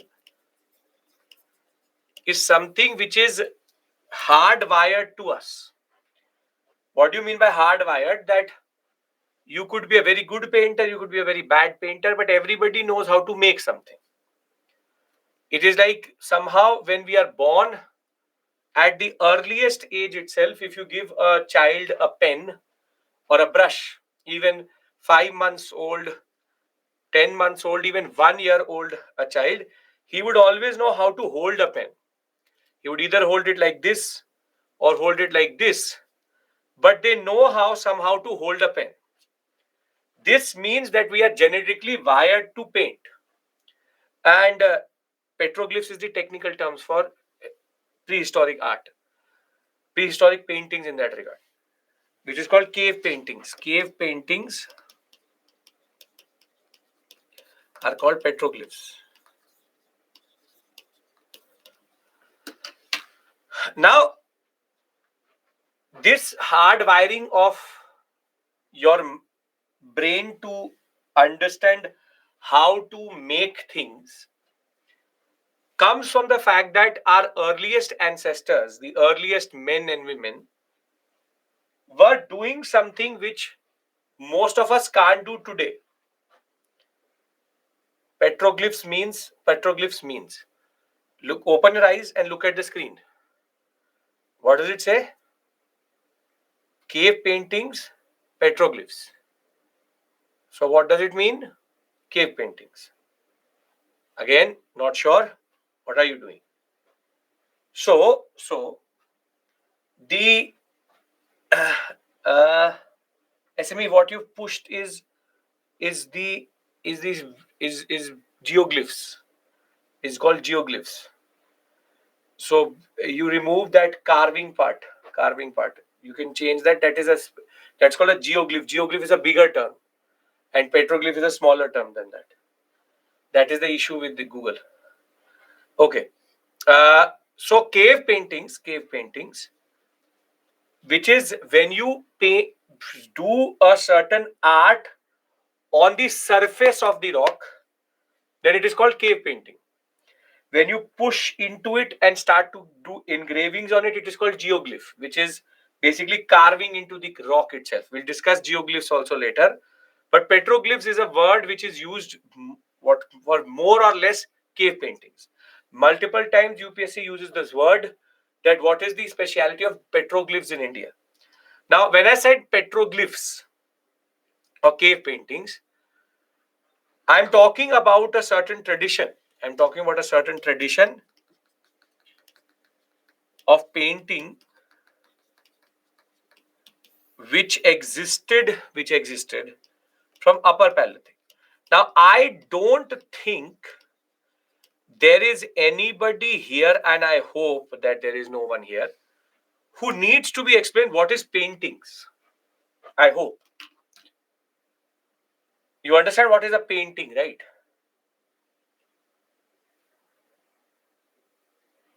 I hope that is the basic idea, that you understand what I mean by painting. Painting means to make an image on a surface, that is a painting. So what I'm trying to argue here is that we are hardwired to paint. That comes from our ancestry in the prehistoric period. And now comes the aspect with regards to cave paintings. What are the aspects you should know?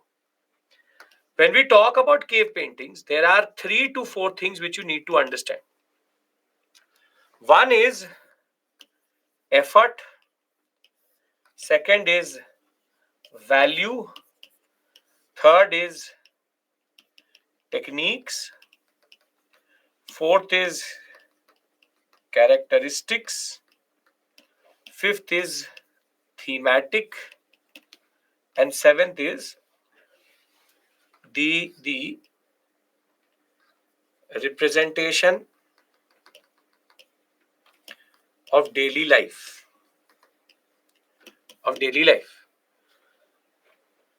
Now, it is prehistoric period. This means, is there literature or there is no literature?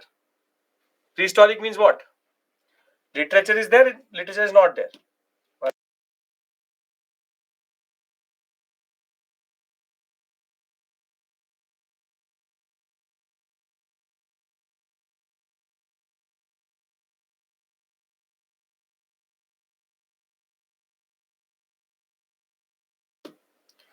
It means no literature. Now, because there is no literature, we don't know too much other than archaeological records, which is material remains. But because of these cave paintings, we have an insight into the life of the early men and women. Now, in India, from Upper Paleolithic times, we have found prehistoric paintings. And many of the caves we found in India, when it comes to Mesolithic or Neolithic, or not Neolithic, but Mesolithic and Paleolithic, we find certain form of paintings on them. Now, what do I mean by painting? See, this is how cave paintings are there. This is very rudimentary, but this is how cave paintings are there. And in India, 2 places we find a lot of cave paintings. One is called Lakhudiyar, which is near the river Suyal in the Kumaon Hills in Uttarakhand.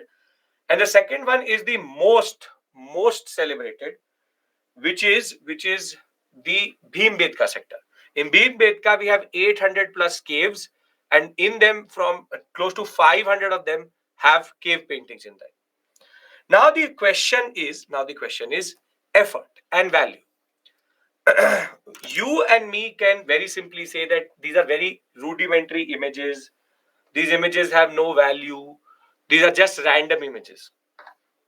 But it was not cleared by Rain. I'll tell you why. But the concept is that, think of it how they were made. They were made fully out of memory. The thematics are quite diverse. Fully out of memory. You can't remember 5 martial arts. They remembered whole scenes. Second, they were made with very rudimentary, very rudimentary, what we call as brushes, and the concept of even fingers were used to make it. And the third is which is that they were done in caves which have only natural lighting. They are not done in open air. Third, they are made under artificial basic fire lighting, and some of them are so intricate that we cannot even make it today. So when we talk about effort and value, what we mean is that, what we argue is that it has more value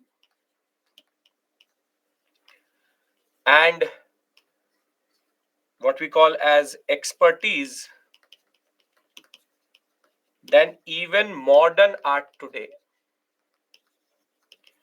Because in modern art we have multiple forms of what we call as uh, techniques or tools which are helpful to us, but they were making it in the rudimentariest way possible.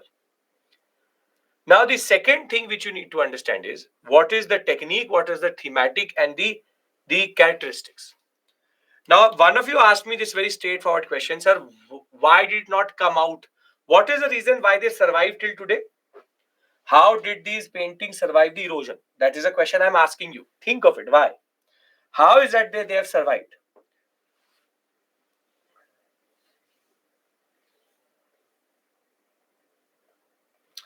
See, the reason why they survive, as some of you have pointed out, is because not knowingly, invariably, unintentionally, the way they painted was that they were using certain chemicals which were available in the nature. Because the paint has chemically reacted with the rock, the rock still holds that color. For example, they have used limestone. They have used hematite, which is ferric oxide. What happens is that when you apply ferric oxide to the rock, it chemically reacts with the rock and therefore takes up that color. That is why the most common color which survives is either red or white, because it's either chuna, which is limestone, which they've used, though not knowing that it is a chemical reaction. And that is why the rock has picked up the color quite a lot. So the erosional activity and the fact that it has survived till today is because of the color being picked up. Now, the third is what is the thematic? Now, Lakhudiyar and Bhimbetka both show us that the thematic is quite diverse. From stick images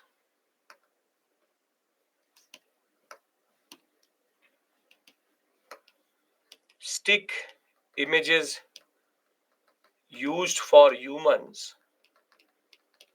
to proper designs for animals and humans, and different scenes of these periods are shown. Now, when we go to Bhimbetka, we get more thematics. This is not an elephant. This is obviously not an elephant. This is a boar. Boar. This is not an elephant. Uh, boar, pig, wild pig is called boar. Now, in Lakhudiyar, we find this dancing scene. That is one thing. But if you go to Bhimbetka, which is the most celebrated, you will find multiple thematics, and the most celebrated of them are three. One is called the hunting scene, the other one is called the fishing scene, and the third one is called the household scene. Now, why are these images so important? See, if you look at the aesthetic sense of that person, aesthetic sense of the painter, you will realize that they are trying to show animals in different patterns. And these patterns base, therefore, try to show animals in different ways. So they are trying to show that every animal is different by giving them a separate pattern altogether. More than that, you can see humans are represented in different manners. For example, this person has the bow and arrow. Now we know that they were using bow and arrow. They have already killed an animal and the blood is coming out. And they have shown a woman with her children to a small cat itself. The simple point is that the hunting scene shows us the scale of hunting which they were doing. But this image has a problem. This image has a problem which is basically called the concept of, there's an issue of scale, and a scale in the sense of painting, and there's an issue of depth. Scale means that, for example, they have shown children on the back of that woman. But do children look like this small, vis-a-vis a cat, vis-a-vis other men? No. This is called the issue of scale. This is called the issue of scale, wherein they are not able to show correct scale. Second is the issue of depth. Depth means that we don't know which is in the front, which is in the back. This comes out more when we look at, for example, this image, which is called the fishing scene. Now, fishing scene is very interesting because they again try to show every different fish in a different pattern, in a way that they wanted to show that every fish is different. They are showing us nets, they're showing us baskets, which tells us the day-to-day life in that regard. But again, one thing which is missing is the issue of depth and scaling. That, for example, this fish is as big as, or more big than this man, or the fishes are very big and the men are small. This is called the issue of scale. You are not able to create the right scale, that this pen is looking as big as me, but this pen is basically held by me. So when I keep it in front of the camera, you can see now it looks very big. It looks like it is as big as my head, which is technically not true. And that is because there's an issue of measurement. There's a problem of scale in that sense. If you don't have the proper depth in your image, scale becomes different. But somehow, if you look at the household scene, you can see this person is sitting in the front or the back.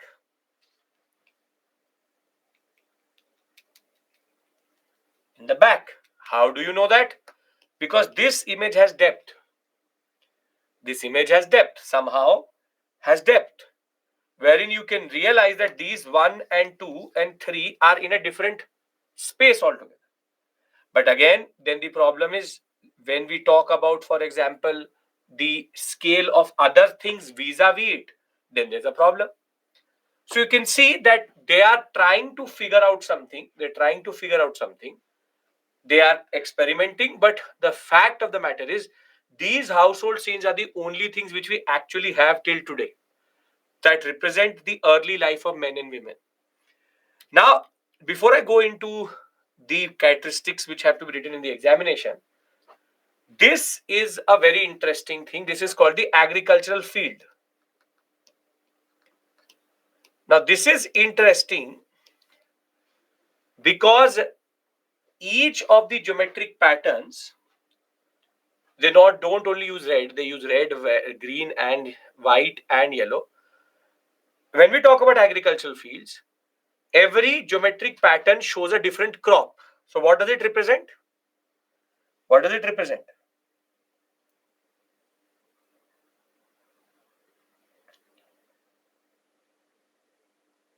It shows what is called as mixed cropping or crop rotation. So crop rotation can be seen here. There are 3 to 4 different types of crops shown in this area, 8 different types, and irrigation works along with the birds. Everything is shown, which again shows us how the day-to-day life of these people existed. So there were certain things we needed to understand. First was value and effort. We have understood. We understood thematic. We understood the technique. Now we also have understood the representation of daily life. Now what you will be asked in the examination is, what are the characteristics of the period-wise understanding? What characteristics are linked to the Upper Paleolithic period? So this is what you have to learn. In the upper Paleolithic period, what we see is that there is green and dark red, which is used quite a lot, and stick-like human figures are shown. There is two types of paintings, which is called wash and non-wash. Basically, if you can see through that image, it's called non-wash.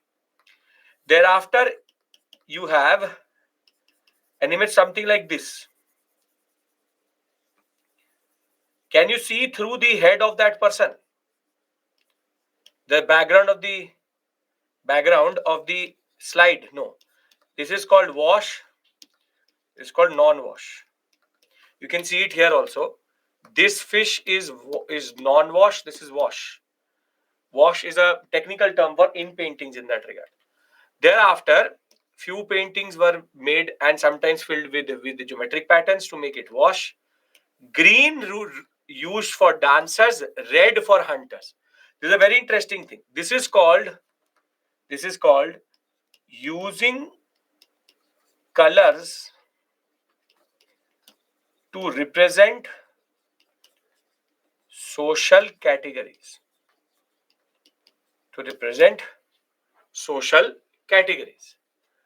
Thereafter, you have the Mesolithic period, wherein the largest numbers of paintings emerge because of the fact that it is a period in which the caves are more than the Paleolithic period. And we see naturalism when it comes to animals and stylism when it comes to humans. Basically, they try to represent the animals in the most natural way possible, which you can see here. The most natural way possible here. On the other hand, when we talk about humans, they tend to add certain elements to them to make them more stylistic, to add a little bit of style and finesse in that regard. Where are the dancers? Here are the dancers. Okay. Now they were using handprints, first prints, dots, fingerprints. They were even using brushes. The thematic goes from hunting, gathering, and shows us different types of tools which they were using, to depicting animals chasing humans, to showing traps, to also showing us ornamentation. Hunters mostly wear ornaments, which is jewelry and clothes. Some men wear also headgear and masks. On the other hand, women are shown either with clothes, without clothes. And the animals depicted are as follows. Do not learn this. Do not learn. So we have animals also in different depictions. Now, by the time we come to the Chalcolithic period, we are able to understand that all of these images were surviving because we were able to understand the chemical composition, how they use brush, was it available. They take the fur of an animal and put it on a stick, you get a brush. So the colors were obtained from chemicals in that regard. That is why it was able to take up that color. They did not know about the chemicals. They just looked at the color of that thing and they were able to experiment with different colors. Invariably, they were actually using chemicals which they did not know. For example, hematite geru is used for the iron oxide element, which basically reacts with the rock. Then, for example, green is taken from chalcedony, again a rock. White is taken from limestone, chuna. It will again react with the rock. So therefore, these oxides were being created invariably. It was a totally unintentional consequence. But what we further see is that the color scheme increases by the period we come to. If you see something, you would notice something. Why have I not talked about Neolithic? Why have I not talked about Neolithic?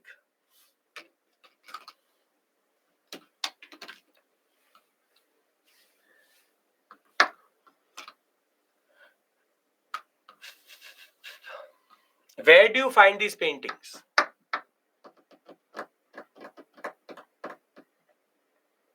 In caves. Neolithic people lived in caves. Sedentary agriculture. So they would move to the plain areas. So because they're near to the plainer areas, they would not have caves. So even if certain images were made, they would not survive. So the reason why Neolithic is not there, a lot of images are not there. There would be 1-2 images.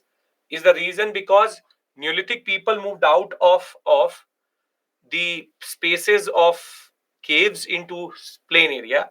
But what we see is that that painting is transferred to pottery, which we'll discuss when we'll discuss pottery in that regard. Now, with this, we finish the first thematic, which is prehistoric. I'll give you a question. To show you what type of question can come from this area.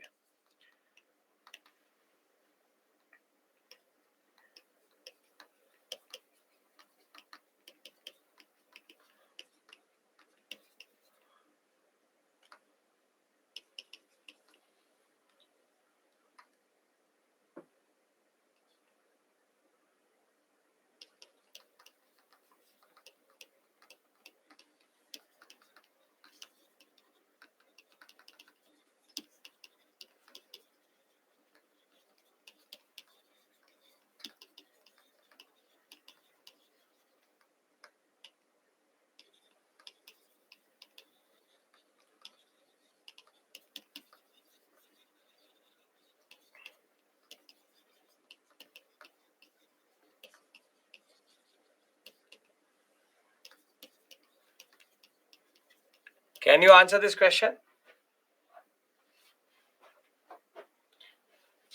In Paleolithic, Mesolithic, was there agriculture, even rotation of crops? So, Mono, if you look at it, it is written against Chalcolithic. Chalcolithic period, certain hunting gathering societies made agricultural feats. Value today means value today. Can we value them? What is their value? Are they valuable? Are they not valuable? Okay. How should we value? How should we write their value today? What should be your answer with regards to that value today?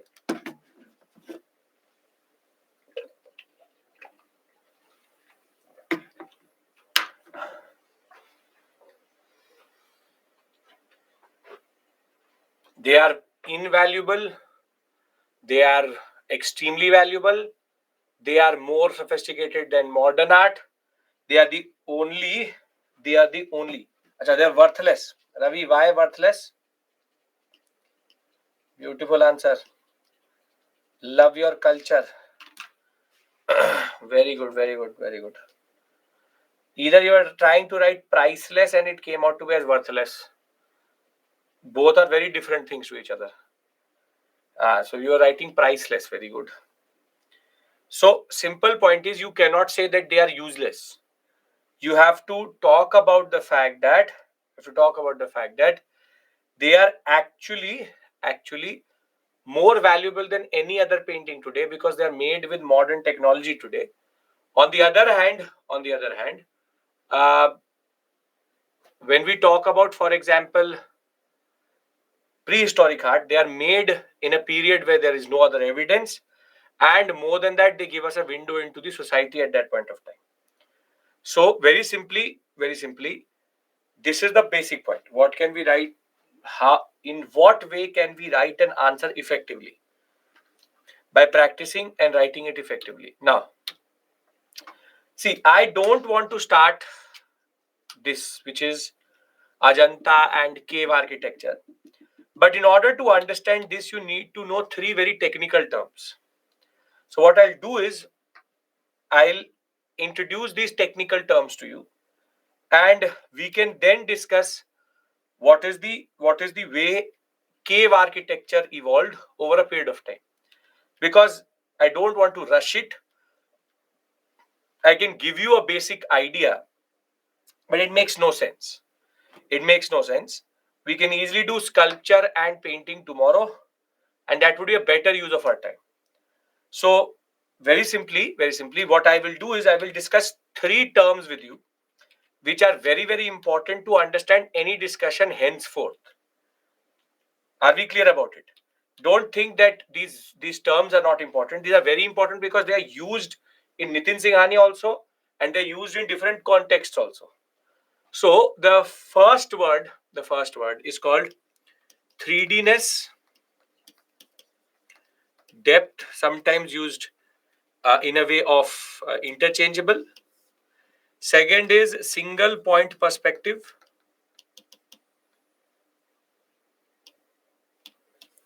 Single point perspective. And one is called, and this we already discussed, scale and issue of dimensions. Now, the first word we already discussed is scale and issue of dimensions. The scale and issue of dimension is basically something which is a matter of how you represent something. Now, this is a, you can't see this. What should I show it to? Okay. Now, this is a remote. This is also a remote. Which is bigger, the white remote or the black remote? Right? Now, if I show it to you like this, which is bigger now? The black one? Now, basically, the more I bring it closer and I show it to you, it will start to basically look the same. But if I show it to you in scale, they are very different. This is the real scale. But if I don't make it in the right perspective, it will seem like that they're at least equal to each other, if not bigger. This is called the issue of scale and dimension. If you don't make a certain thing with the right depth, you basically mess up its scale. So very simply, this remote is going to come within my hand. But within a certain perspective, it can seem to be as big as my hand. And that is basically called scale issue. And scale is intricately linked to 3Dness. The more 3Dness you give to a certain picture, the better you will understand its scale. For example, right now my image is 2D. You can see me in this plane, and if you look at it, my edge of my coat and the PPT background are in the exact same area. So this seems to be 2D. And in 2D, mostly you will not be able to make out which is front, which is back. Now, if I stand like this camera is capable of taking depth also and scale also. So now you can make out that I am actually a 3D image, because you can make out that this back is in the back, this is in the front. This will get messed up if a 3Dness is not there in a painting. I'll try to show you one thing. For example, you see here. This image is actually a very good example of three things. One is called cluttering. This is the image of, this is a Jatak image of Avalokeshwar. And basically this is called clutter. Too much has been packed into the same painting itself.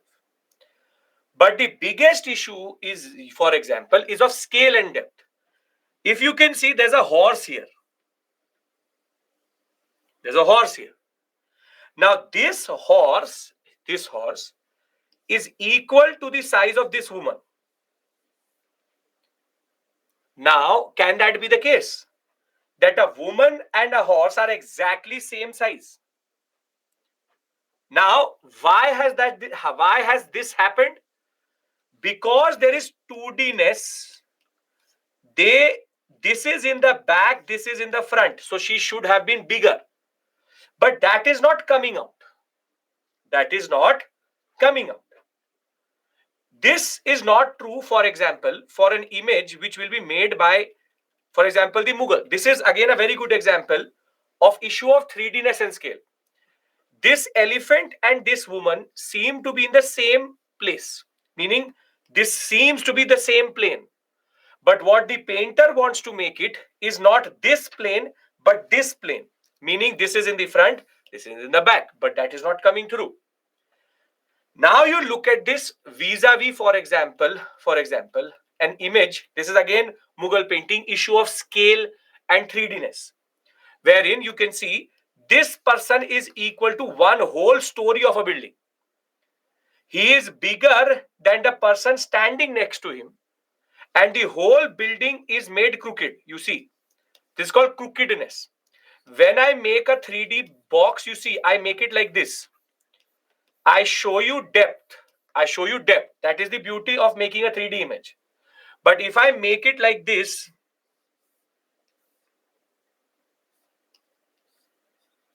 it will turn out to be crooked. But this was resolved by the time we go to, for example, this is Shah Jahan. Now, are you able to see that he is able to represent the Yamuna also, and the forest is in the back and not in the same plane as we see? This is a very good example of depth and 3Dness. 3Dness in a way gives you a certain perspective of depth. If you understand this, you will half of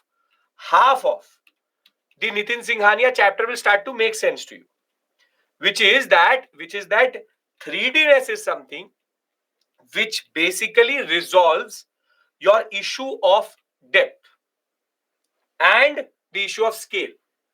All these three things get resolved if you have the capability of making something in a way of depth. I can make a box like this also. This is a 2D box. I can make a box like this also, which is a cube. This is a 3D box.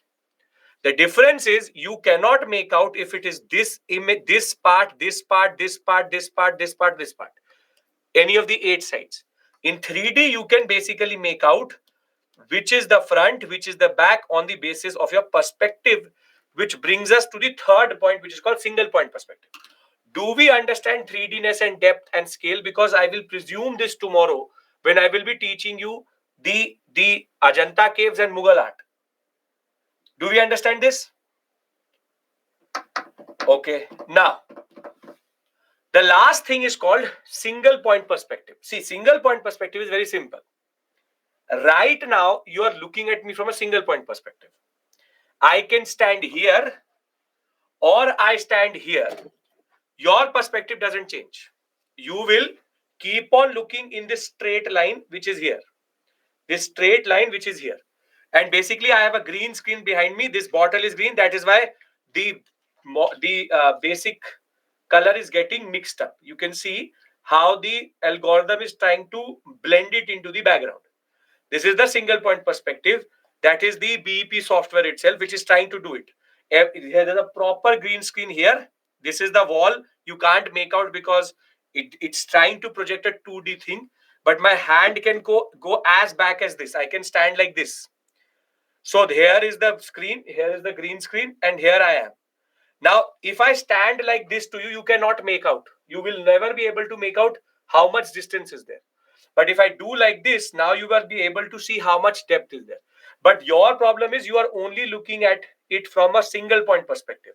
You're looking from this. Now you would have seen, for example, the reporters, how they do it. Reporters have multiple perspectives. When they will speak one into this camera. Then they will have one camera here. Then they will speak into that one. Then they will speak into that one. Sometimes they have a camera up there also. That is called multiple perspectives or multi-point perspective. Your plane changes. Which plane you are in, that changes. So the simple point is bottle is not visible in front of wall, but bottle, no, it will still not be visible. There's a reason why I don't wear green color. There's a reason why I actually don't wear green color. You'd have seen I mostly wear red.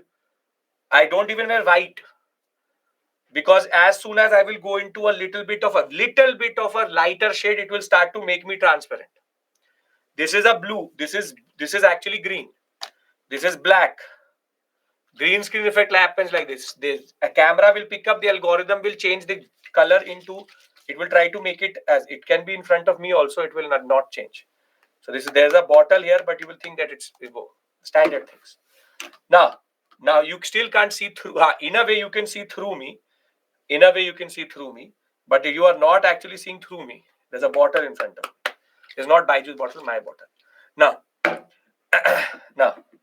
so same TV, that all things which you see is all green screen, which you see. Mostly green screen is there. So means you are writing on the wall? No. If I was writing on the wall, I will be writing like this. If I write something here, nothing will happen. There's a vacuum in front of me. Abhi tak you have not realized that I write like this, not like this. This way. Okay. Now, why is single point perspective important? Last thing which I want to discuss with you. See, this is called a multi-point perspective. Akbar was known for this. This is called a multi-point perspective. This is a multi-point perspective, wherein he is trying to put in too much detail.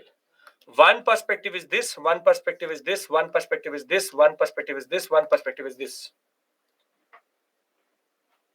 And Jahangir did not like that. Jahangir always wanted single point perspective, always looking towards him.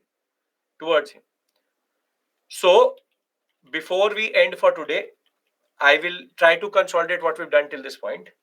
Today we finished architecture. I hope that you will use the images which I've shown to you to remember and revise. I've given you a table to understand it first. Second, we started paintings. We have done prehistoric paintings.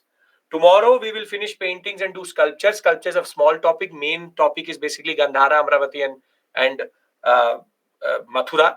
And once that is done, we will now go into dances and all by next week. So our basic thematic shifts by next week. And the way we are going at it, because of my health itself, we are close to a module or half a module back. We should have been at module number 4. We are at module number 3. Technically, we should have module number 5. We are at module number 3.5. So I have to make that up. That I will make up most probably on 20th, where you have the doubt session. So we'll see that. Monday there will be a class, obviously. So we'll figure that out. So now you have a webinar. Go unwind. 5 minutes break. Eat something. And I think Anubhav sir has a webinar on polity. I will tell you what to do with Nitin Singhania on Monday, once we go into the smaller topics. Right, Yashi? So you just consolidate this portion, which is mains oriented area. And for the time lost because of my health, I'll make it up for sure. Don't worry about that. Thank you. We will meet tomorrow, finish these 2 big 4, and then move forward in the next one. I'll do previous year questions. Don't worry, Shagun. Everything I will do. Don't worry. Okay. See you.